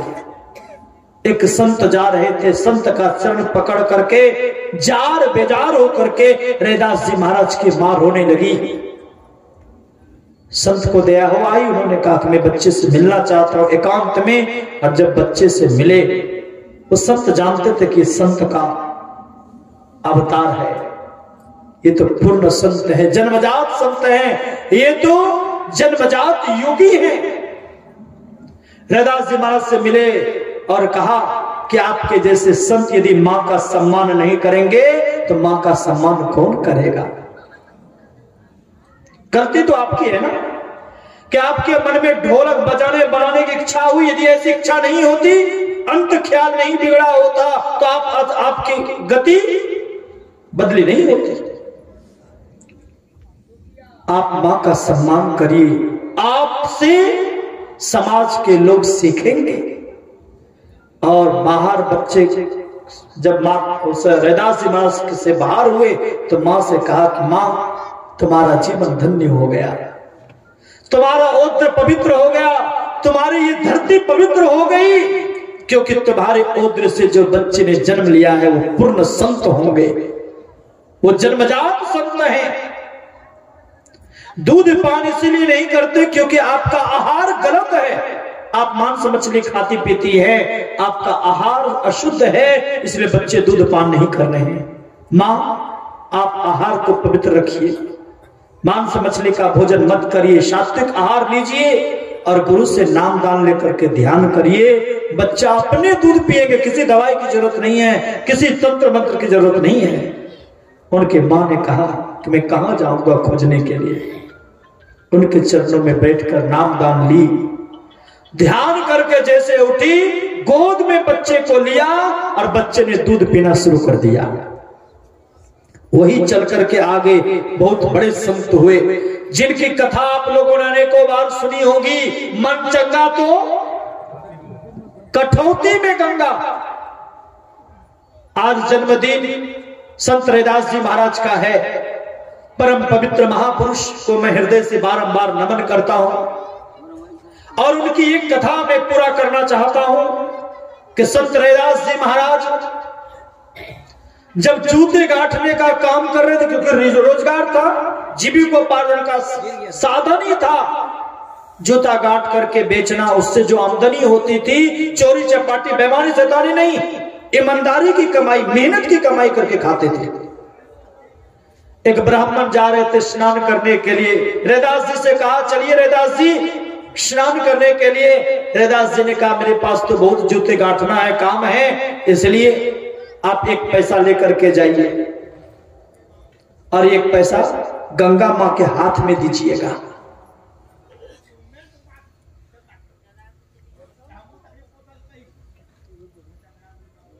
बोलिए गुरुदेव भगवान की जय। एक पैसा गंगा मां के हाथ में दीजिएगा, फेंकिएगा नहीं। तो धोती के टोर में बांध लिए, स्नान किया हो गया, और जब कपड़ा बदलने लगे तब ख्याल हुआ, तो कपड़ा बदल लिए, कपड़ा लेकर के वो पैसा लेकर के गए गंगा मां के पास, यानी गंगा में प्रवेश किए। कहा मां भक्त रैदास ने आपके लिए ये द्रव्य भेजा है, आपने स्वीकार करिए। अपने हाथों में गंगा मां प्रकट हो गई और भक्त रैदास का नाम सुनते ही हाथ बढ़ाया, का वो दे दो, दे दिया। का ठहरो, एक हाथ से कंगन उतारा और माता गंगा ने उस ब्राह्मण को दे दिया, कहा जाइए रैदास जी को दे दीजिएगा। लेकिन ब्राह्मण बड़ा लोभी था, सोचा इतनी कीमती कंगन नहीं देंगे रैदास जी, तो रैदास जी जानते थोड़ी है।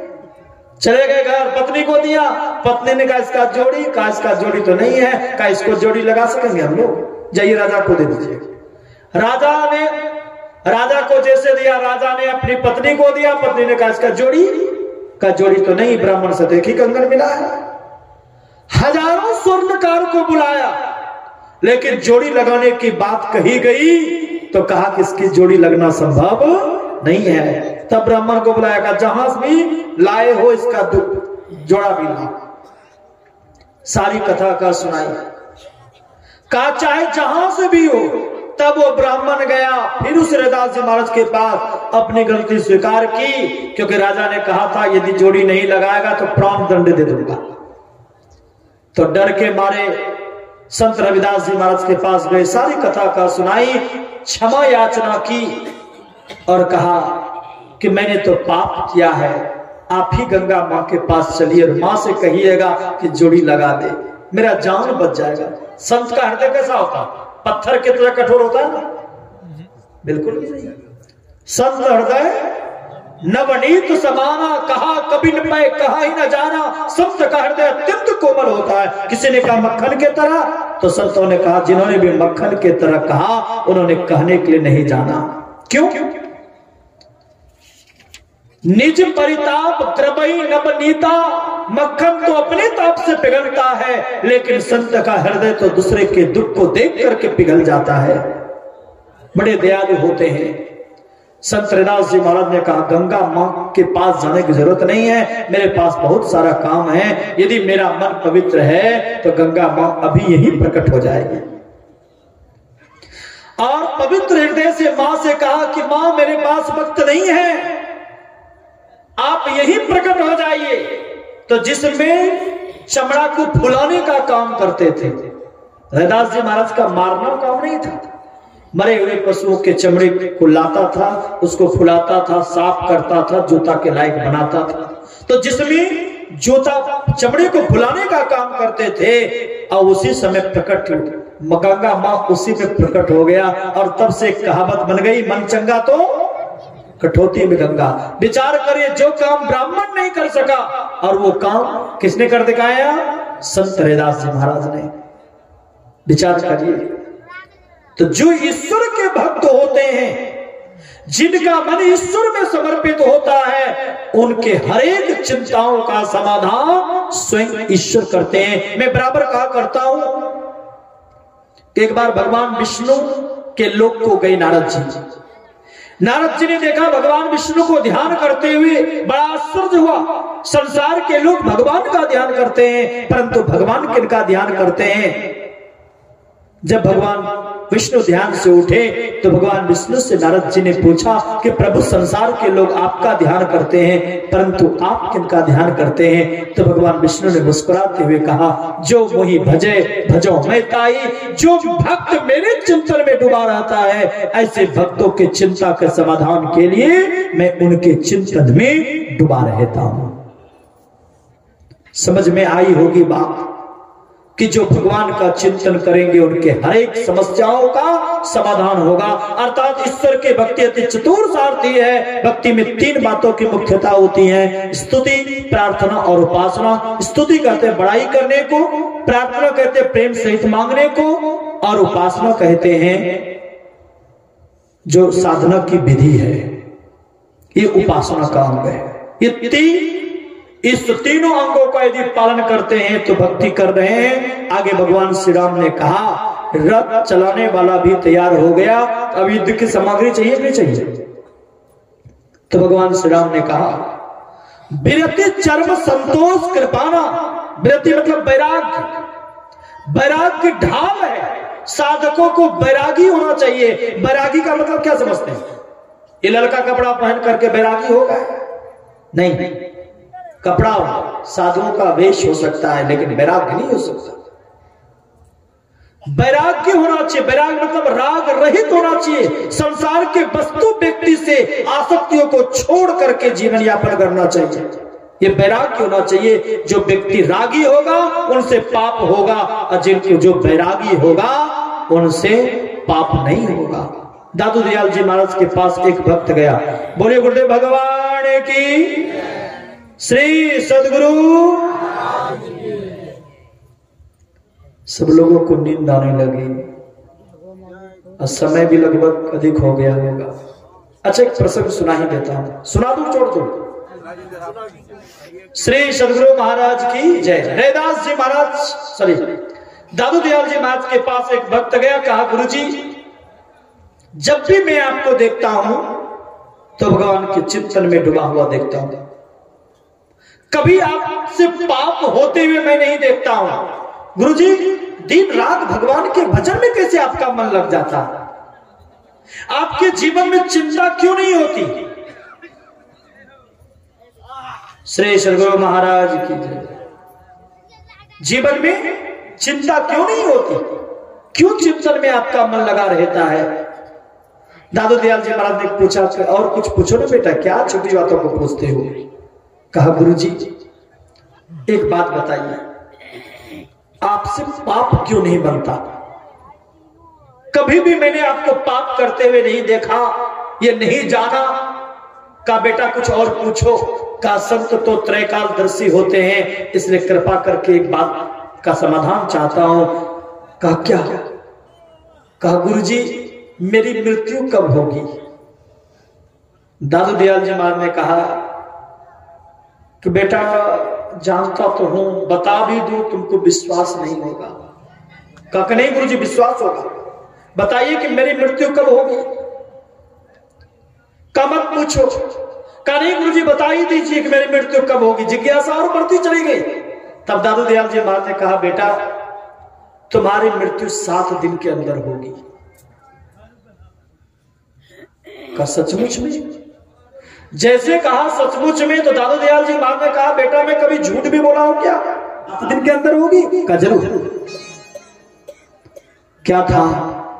तत्क्षण उसके शरीर से पसीना चलने लगा। दादू दयाल जी महाराज के श्री चरणों में नतमस्तक हो गए और कहा गुरुजी यदि मेरे से कोई गलती हुई होगी तो क्षमा करिए।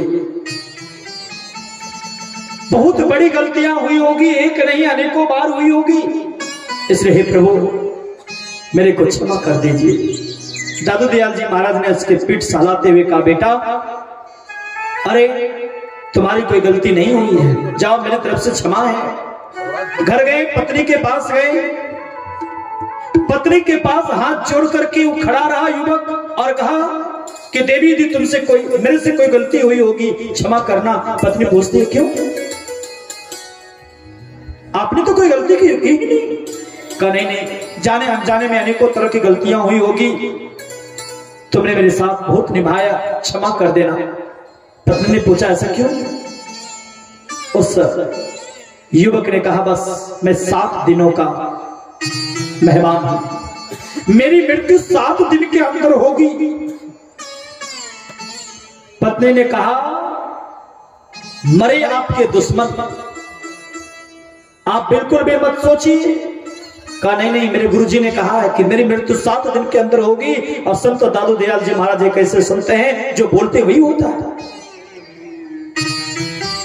जिनके अगल बगल पड़ोस से माता पिता से सबों से क्षमा याचना की, एक कमरे में बंद हो गया। पत्नी भोजन लेकर गई, भोजन कम से कम कर लीजिए प्राणनाथ। पति महोदय ने कहा, युवक ने कहा नहीं मुझे बहुत अच्छा नहीं है। बच्चे को सामने खड़ा कर दिया, अपने स्वयं खड़ी हो गई, किसी से कोई मतलब नहीं, बस उनके मन में एक ही भाव था, मुझे तो काम है ईश्वर से, जगत रूठे तो रूठे। फिर क्या था? एक दिन बीता, अब छोड़ने लगा, बस 6 दिनों का मेहमान हूं, दूसरा दिन बीता, अब तो 5 दिनों का मेहमान हूं, तीसरा दिन बीता, अब तो 4 दिनों का मेहमान हूं, और एवं प्रकार से 6 दिन बीत गया। अब तो मानो हाथ प्राण जो है उनके हाथ पर है। फिर क्या है? अब लग रहा है 1 दिनों का मेहमान हूं, 7 दिन पूरा हो गया परंतु मृत्यु नहीं हुई। 8वें दिन तो क्रोध का पारावार नहीं रहा। दादू दयाल जी महाराज के पास गया और कहा संत के नाम पर आप ढोंगी हो, पाखंडी हो, ये संत भी झूठ बोलते, मैंने पहले बार जाना। क्रोध में आकर के ना जाने कितने अनाप शराब बातें कह दिया। दादू दयाल जी महाराज सुनते रहे, मुस्कुराते रहे और प्यार से उनके सिर पर हाथ सहलाया। कहा बेटा तुम इतने क्रोधित क्यों हो? उन्होंने कहा बेटा मत कहिए, आपने कहा था कि मेरी मृत्यु 7 दिन के अंदर होगी, कहां हुई? झूठ बोलते हैं। दादू दयाल जी महाराज ने बड़े प्यार से कहा अरे किसी की भी मृत्यु होती है तो 7 दिन के अंदर ही होती है। मैंने क्या गलत कहा? रवि सोम मंगल बुध गुरु शुक्र और शनि, क्या भगवान तुम्हारे लिए 8वां दिन बनाएंगे? मैंने यही कहा था ना कि तुम्हारी मृत्यु 7 दिन के अंदर होगी तो होगी। यही ना मैंने कहा था कि 7 दिन के अंदर तुम्हारी मृत्यु होगी। तो मैंने गलत क्या कहा? 7 दिन किसी की भी मृत्यु होती है तो चाहे रात में हो कि दिन में हो, 7 दिन के अंदर होती है। मैंने यही कहा था तुम्हारी मृत्यु 7 दिन के अंदर होगी तो होगी। मैंने गलत क्या कहा? जैसे ही बात समझ में आई दादू दयाल जी महाराज के चरणों में गिर गए और कहा गुरुजी क्षमा कर दीजिए। कहा बेटा तुमको मैंने क्षमा किया, लेकिन एक बात बता कि तुमने 7 दिनों के अंदर में कितना बार झूठ बोला, कितने की चोरी की, कितने की नशा पिया? उस भक्त ने कहा, उस युवक ने कहा महाराज जी नशा खुमारी तो थी ही, मेरे को नशा तो था ही, लेकिन ये संसार का नशा नहीं, क्योंकि संसार का नशा सुबह पियो तो शाम उतर जाता है और शाम पियो तो फिर सुबह उतर जाता है। लेकिन आपने जो नाम धन का नशा दिया था, भक्ति की नशा दी थी आपने, उस नशा का जब मैंने सेवन किया, उस नशा में इतना मस्त था कि आपके नाम के सिवाय, आपके बताए हुए मार्ग के सिवाय मेरे अंदर कुछ भी नहीं था। बस आपके चिंतन में मैं डूबा रहता था। मैंने कोई नशा का सेवन नहीं किया, कोई झूठ नहीं बोला, कोई चोरी नहीं की, कोई व्यभिचार नहीं किया। 7 दिन पाप रहित मेरा जीवन व्यतीत हुआ। अच्छा एक बात बता, संसार की चिंता कितने समय आया तुम्हारे जीवन में? उन्होंने कहा चिंता की कोई लकीर नहीं थी, बस मेरे जीवन में एक ही अंग था, चिंता। सदैव मन में चिंतन ही चिंतन होता रहता था। मंत्र के सिवाय, प्रभु की भक्ति के सिवाय, भगवान के भजन के सिवाय मेरे जीवन में कोई और स्थान ही नहीं था। बस मेरा मन डूबा हुआ रहता था। दादू दयाल जी महाराज ने कहा और कुछ? कहा गुरुजी इसीलिए डर लगता था, इसीलिए भगवान का भजन होता था। मुझे लगता था काल राजा कब झपट्टा लगा देगा, इसका ठिकाना नहीं है, कब मौत की घंटी बज जाएगी। क्योंकि आपने गुरुजी कहा था 7 दिन के अंदर मृत्यु होगी, ये नहीं कहा था 7वें दिन होगी, ये नहीं कहा था 6ठा दिन होगा। आपने तो सिर्फ इतना ही कहा था कि 7 दिन के अंदर होगी। तो मुझे लगता था काल राजा कब झपट्टा लगा देगा, रात में कि दिन में कि भोर में, कब मृत्यु की गोद में चला जाऊंगा, इसका ठिकाना नहीं है। इसलिए सदैव आपके चिंतन में मैं डूबा रहता था। दादू दयाल जी महाराज ने कहा बेटा, जिस तरह तुमने 7 दिन अपने सामने मौत को देखा और मौत के डर से सदैव भगवान के चिंतन में तुम्हारा मन लगा रहा, उसी तरह मैं जीवन पर्यंत अपने सामने मौत को देखता हूं और उस मौत के डर से हमारे अंदर राग नहीं, हमारे अंदर वैराग्य होता है। इसलिए मेरे से कोई पाप नहीं बनता, कोई चिंता नहीं होती, सदैव मेरा मन चिंतन में डूबा रहता है। इस कथा के माध्यम से मैं इतना संकेत करना चाहता हूं कि जब तक मन रागी रहेगा तब तक पाप होता रहेगा, विकृतियां आती रहेगी, भजन मन से हटता रहेगा। लेकिन जिस दिन आपके मन में वैराग्य जगेगा, ये समझ में आ जाएगी ये संसार वहम है, एक ना एक दिन छोड़कर जाना है, कुछ भी लेकर नहीं जाना है। आज दिन तक कोई कुछ लेकर के नहीं गया, ये आपके मन में वैराग्य हो जाएगा। उस दिन आपके मन में चिंता की लकीर हटेगी, आपके जीवन में एक ही स्थान होगा, वो है चिंतन। इसलिए विरति चरण वैराग्य की ढाल है, संतोष तलवार है। साधकों को संतोषी होना चाहिए। कैसा संतोषी? राका बाका का नाम सुने होंगे, सुने आप लोग? राका एक भगवान का भक्त था, जा रहा था यमुना जी स्नान करने के लिए। भगवान की ऐसी कृपा, सोने के सिक्के से भरे हुए थैली रास्ते में दिखाई पड़ी। राका को उनके पीछे पत्नी थी। राका को लगा यदि सोने के सिक्के को यदि मेरी पत्नी देख लेगी तो लालच हो जाएगा, सिक्के संभाल में भगवान का भजन जुड़ जाएगा। इसलिए बैठ करके उस सोने के सिक्के पर धूल चढ़ा रहा था। पत्नी आई, पत्नी ने कहा क्या कर रहे हैं? अब तो झूठ बोलना था नहीं, कुछ करने लगे।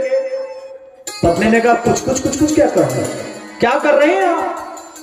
कहा देवी सोने के सिक्के पड़े थे, मुझे लगा तुम्हारी दृष्टि ना पड़े इसलिए मैं धूल ढक रहा हूं। तो पत्नी ने कहा कि धूल को धूल से क्या ढक रहे, चलिए अपने काम में।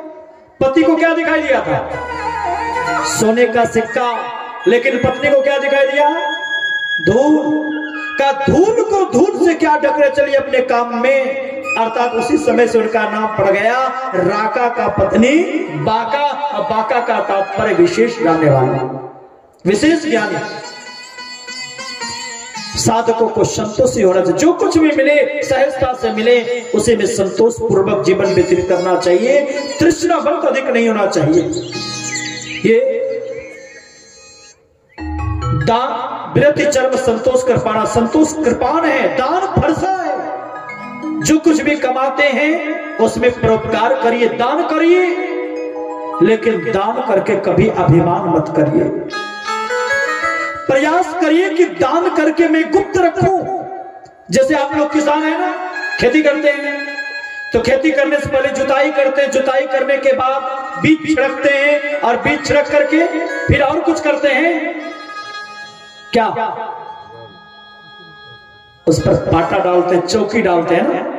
जब चौकी डालते हैं तो बीज गुप्त होता है, उसी में अंकुर, अंकुर के बाद पौधे, पौधे के बाद फूल, फूल के बाद फल। जितना पौधे हैं उसका कई गुना होकर आता है। यदि हम बीज को छिड़क दें, चौकी नहीं मारे, बीज गुप्त नहीं हो तो चिड़िया चुनमुन खा जाएगी। यदि सूखे में पड़ा रहेगा तो अंकुर बीज सूख सकता है, जितना आपने बोया उसका उतना भी कभी कभी नहीं होगा।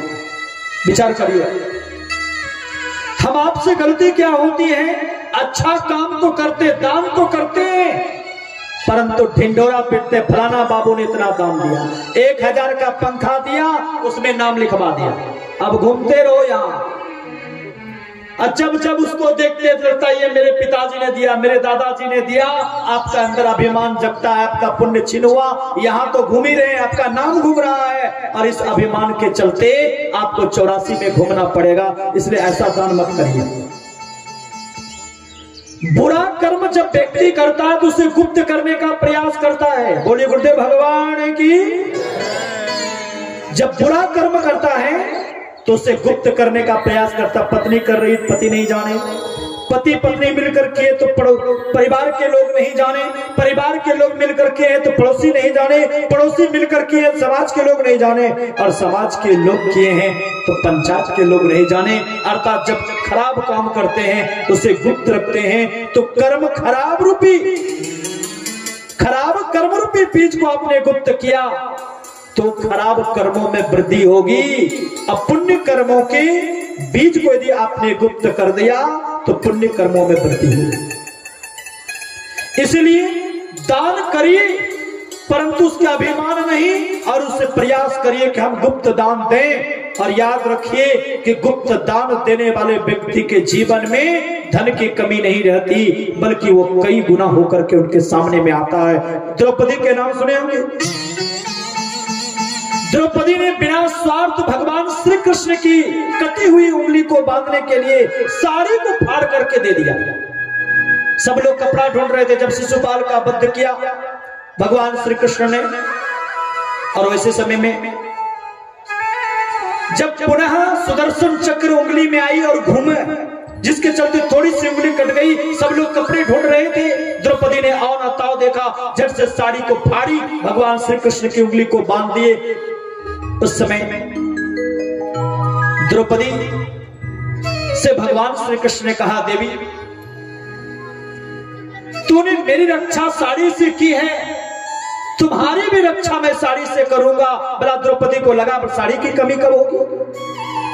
जिनको एक पति होता है उनके बक्से में तो 3-3, 4-4, 5-5 साड़ियां पड़ी रहती हैं, और जिनके पति राजा महाराजा लोग हैं, बड़ा उनको साड़ी की कमी कब होगी। लेकिन सब दिन होता ना एक समान, एक जैसी स्थिति परिस्थिति नहीं रहती है। संसार बदलने वाला है, परिस्थितियां बदलने वाली है। आप लोग जानते हैं, कथा आप लोगों को ज्ञात है कि दुष्ट दुशासन ने वस्त्र खींचने का प्रयास किया। पहले तो सभा के लोगों पर भरोसा था, लेकिन किसी ने कोई मदद नहीं की, किसी ने कोई मदद नहीं की। और ऐसे परिस्थिति में तब हारे को हरिनाम, जब विपत्ति का समय आता ना, दुख की घड़ी आती है ना, तब कहते हैं तुम ही मेरे माता हो, तुम ही मेरे पिता हो, तुम ही मेरे भाई हो, तुम ही मेरे बंधु हो, तुम ही मेरे सखा हो, तुम ही मेरे सहोदर हो, सब कुछ तुम हो प्रभु। और दुख की घड़ी आ जाए तो जो कुछ हूं मैं हूं। दुख में सुमिरन सब करे, सुख में करे न कोई, जो सुख में सुमिरन करे, दुख काहे को। जब दुख की घड़ी आती है ना, तब भगवान को याद करते हैं। सुख की घड़ी आती तो ठुराने लग जाते हैं। ऐसी परिस्थिति में द्रौपदी को लगा कि मेरी रक्षा कोई करने वाला नहीं है। तब एक हाथ से साड़ी की कोची को मजबूती से पकड़ी और एक हाथ ऊपर किया, हे द्वारिकाधीश अब मैं शरण तेरी। भगवान आए कि नहीं, रक्षा किए कि नहीं किए? बोलो माता, और रक्षा किए कि नहीं किए? बिल्कुल भी रक्षा नहीं हुई, क्योंकि भगवान ने देखा अभी भी इसको अभिमान है कि साड़ी की कोची को मैंने मजबूती से पकड़ी है। याद रखिए, कोई भी काम यदि अभिमान पूर्वक करते वो काम सफल नहीं होता है। इसलिए अभिमान नहीं, स्वाभिमान होना चाहिए। द्रौपदी को लगा कि मेरी रक्षा नहीं हो पाएगी, तब साड़ी की कोची को, पहले साड़ी की कोची को पकड़ी थी, एक हाथ ऊपर की और क्या कहा, हे द्वारिकाधीश अब मैं शरण तेरी। भगवान नहीं आए। और दूसरी बार साड़ी की कोची को छोड़ दिया, दोनों आंखें बंद की और दोनों हाथ ऊपर कर दिए। हे प्रभु, हे हृदयेश अब मैं शरण तेरी। पहले तो द्वारिकाधीश कहा, यानी द्वारिका से आने में समय लगेगा, लेकिन दूसरी बार उन्होंने क्या कहा, हे हृदयेश, हे हृदय के मालिक, हे हृदय में निवास करने वाले अब मैं शरण तेरी। जैसे ही कहा कि हृदयेश अब मैं शरण तेरी, प्रभु की ऐसी कृपा हुई। आप लोग सब जानते हैं, साड़ी बीच नारी है कि नारी बीच साड़ी है, साड़ी ही की नारी है, नारी ही की साड़ी है। विचार करिए, साड़ी का भरमार लग गया, साड़ी को खींचते खींचते दुष्ट दुशासन पानी पानी हो गए, पसीना पसीना हो गए, लेकिन वस्त्रहीन नहीं कर सके। मानो भगवान श्री कृष्ण ने साड़ी का अवतार ले लिया हो। विचार करिए, किसी की भी उंगली कट जाती है तो कितने साड़ी की आवश्यकता होती है? 10 की 20।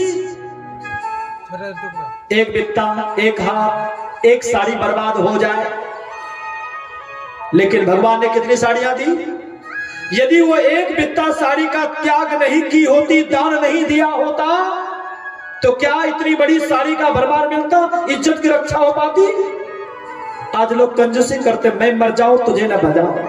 कंजूसी की सीमा पार,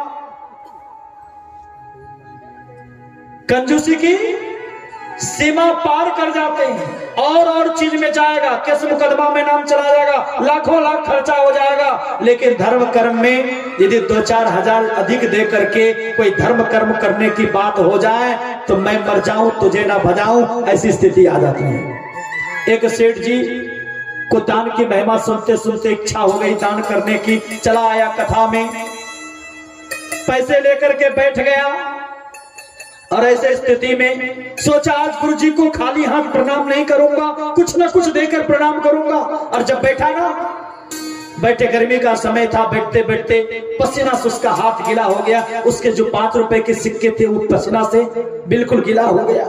जब दान देने की बारी आई ना, सेठ जी ने हाथ खोला, मुट्ठी खोली तो देखा पसीना से लथपथ है। वो सेठ जी कहने लगा, अरे तुम क्यों रो रहे हो? यदि गुरु जी के पास नहीं जाना चाहते तो मत जा, अरे जहां से लाया हूं वहीं तो वहीं रख देता हूं, लेकिन रोना नहीं। और क्या किया बताए, सेठ जी ने फिर जेब में डाला, जाकर फिर तिजोरी में डाल दिया। याद रखिए, जो कुछ भी आप दान करते हैं उसका कई गुना होकर के आता है। राजा ने घोड़े की लिद्दी दान में दिया था, जिसके चलते लिद्दी का पहाड़ उसको मिला। अर्थात जिस तरह के दान को करते हैं, दान अभिमान पूर्वक नहीं हो तो उसका कई गुना होकर आपके सामने में आएगा। इसलिए दान क्या कहा, फरसा है, अर्थात संसार के वस्तु व्यक्ति से मोह को काटने का काम दान करता है। इसलिए दान करना चाहिए। और दान फरसा है, ज्ञान तेज वर्षी है, श्रेष्ठ विज्ञान अनुभव ज्ञान कठिन धनुष है, अमल अचल मन त्रोण समाना, मल रहित स्थिर मन तर्कस के समान है, शम यम नियम नाना प्रकार के तीर हैं, कवच अभेद विप्र गुरु पूजा, और कवच है गुरु ब्राह्मणों की पूजा, अर्थात गुरु ब्राह्मणों के आज्ञा का पालन करना, ये कवच है। कवच अभेद विप्र गुरु पूजा, यही सब विजय उपाय ना दूजा। इसके समान विजय के दूसरा उपाय नहीं है। सखा धर्म में असरत जाके जीतन कहा कतरु पता के, जिनके पास ऐसा धर्म रहते हो उनको जीतने के लिए कहीं भी शत्रु नहीं है। वो महा अजय संसार रिपु जीत सके सो वीर, जाके असरत हो दृढ़ सुनहो सखा मत दीर। जिनके पास ऐसा धर्म रहते हो उनको जीतने के लिए कहीं भी शत्रु नहीं है। अर्थात जिन्होंने मन को जीत लिया उस संसार को जीत लिया, और जिन्होंने संसार को जीत लिया उनके जीवन में कभी क्लेश नाम का कोई चीज नहीं बचेगा, क्लेश का निःशेष होगा। और यही प्रसंग प्रभु श्री राम ने विभीषण जी को समझाया। हम लोगों को चाहिए कि उन्हीं की चरित्र को अपने जीवन में अवलोकन करें। सामान्य रूप में कहूं तो संतोषी सदयुक्ति जान करके भजन करके आत्म कल्याण करें, इसी में जीवन की सार्थकता सफलता है। बोली गुरुदेव भगवान की।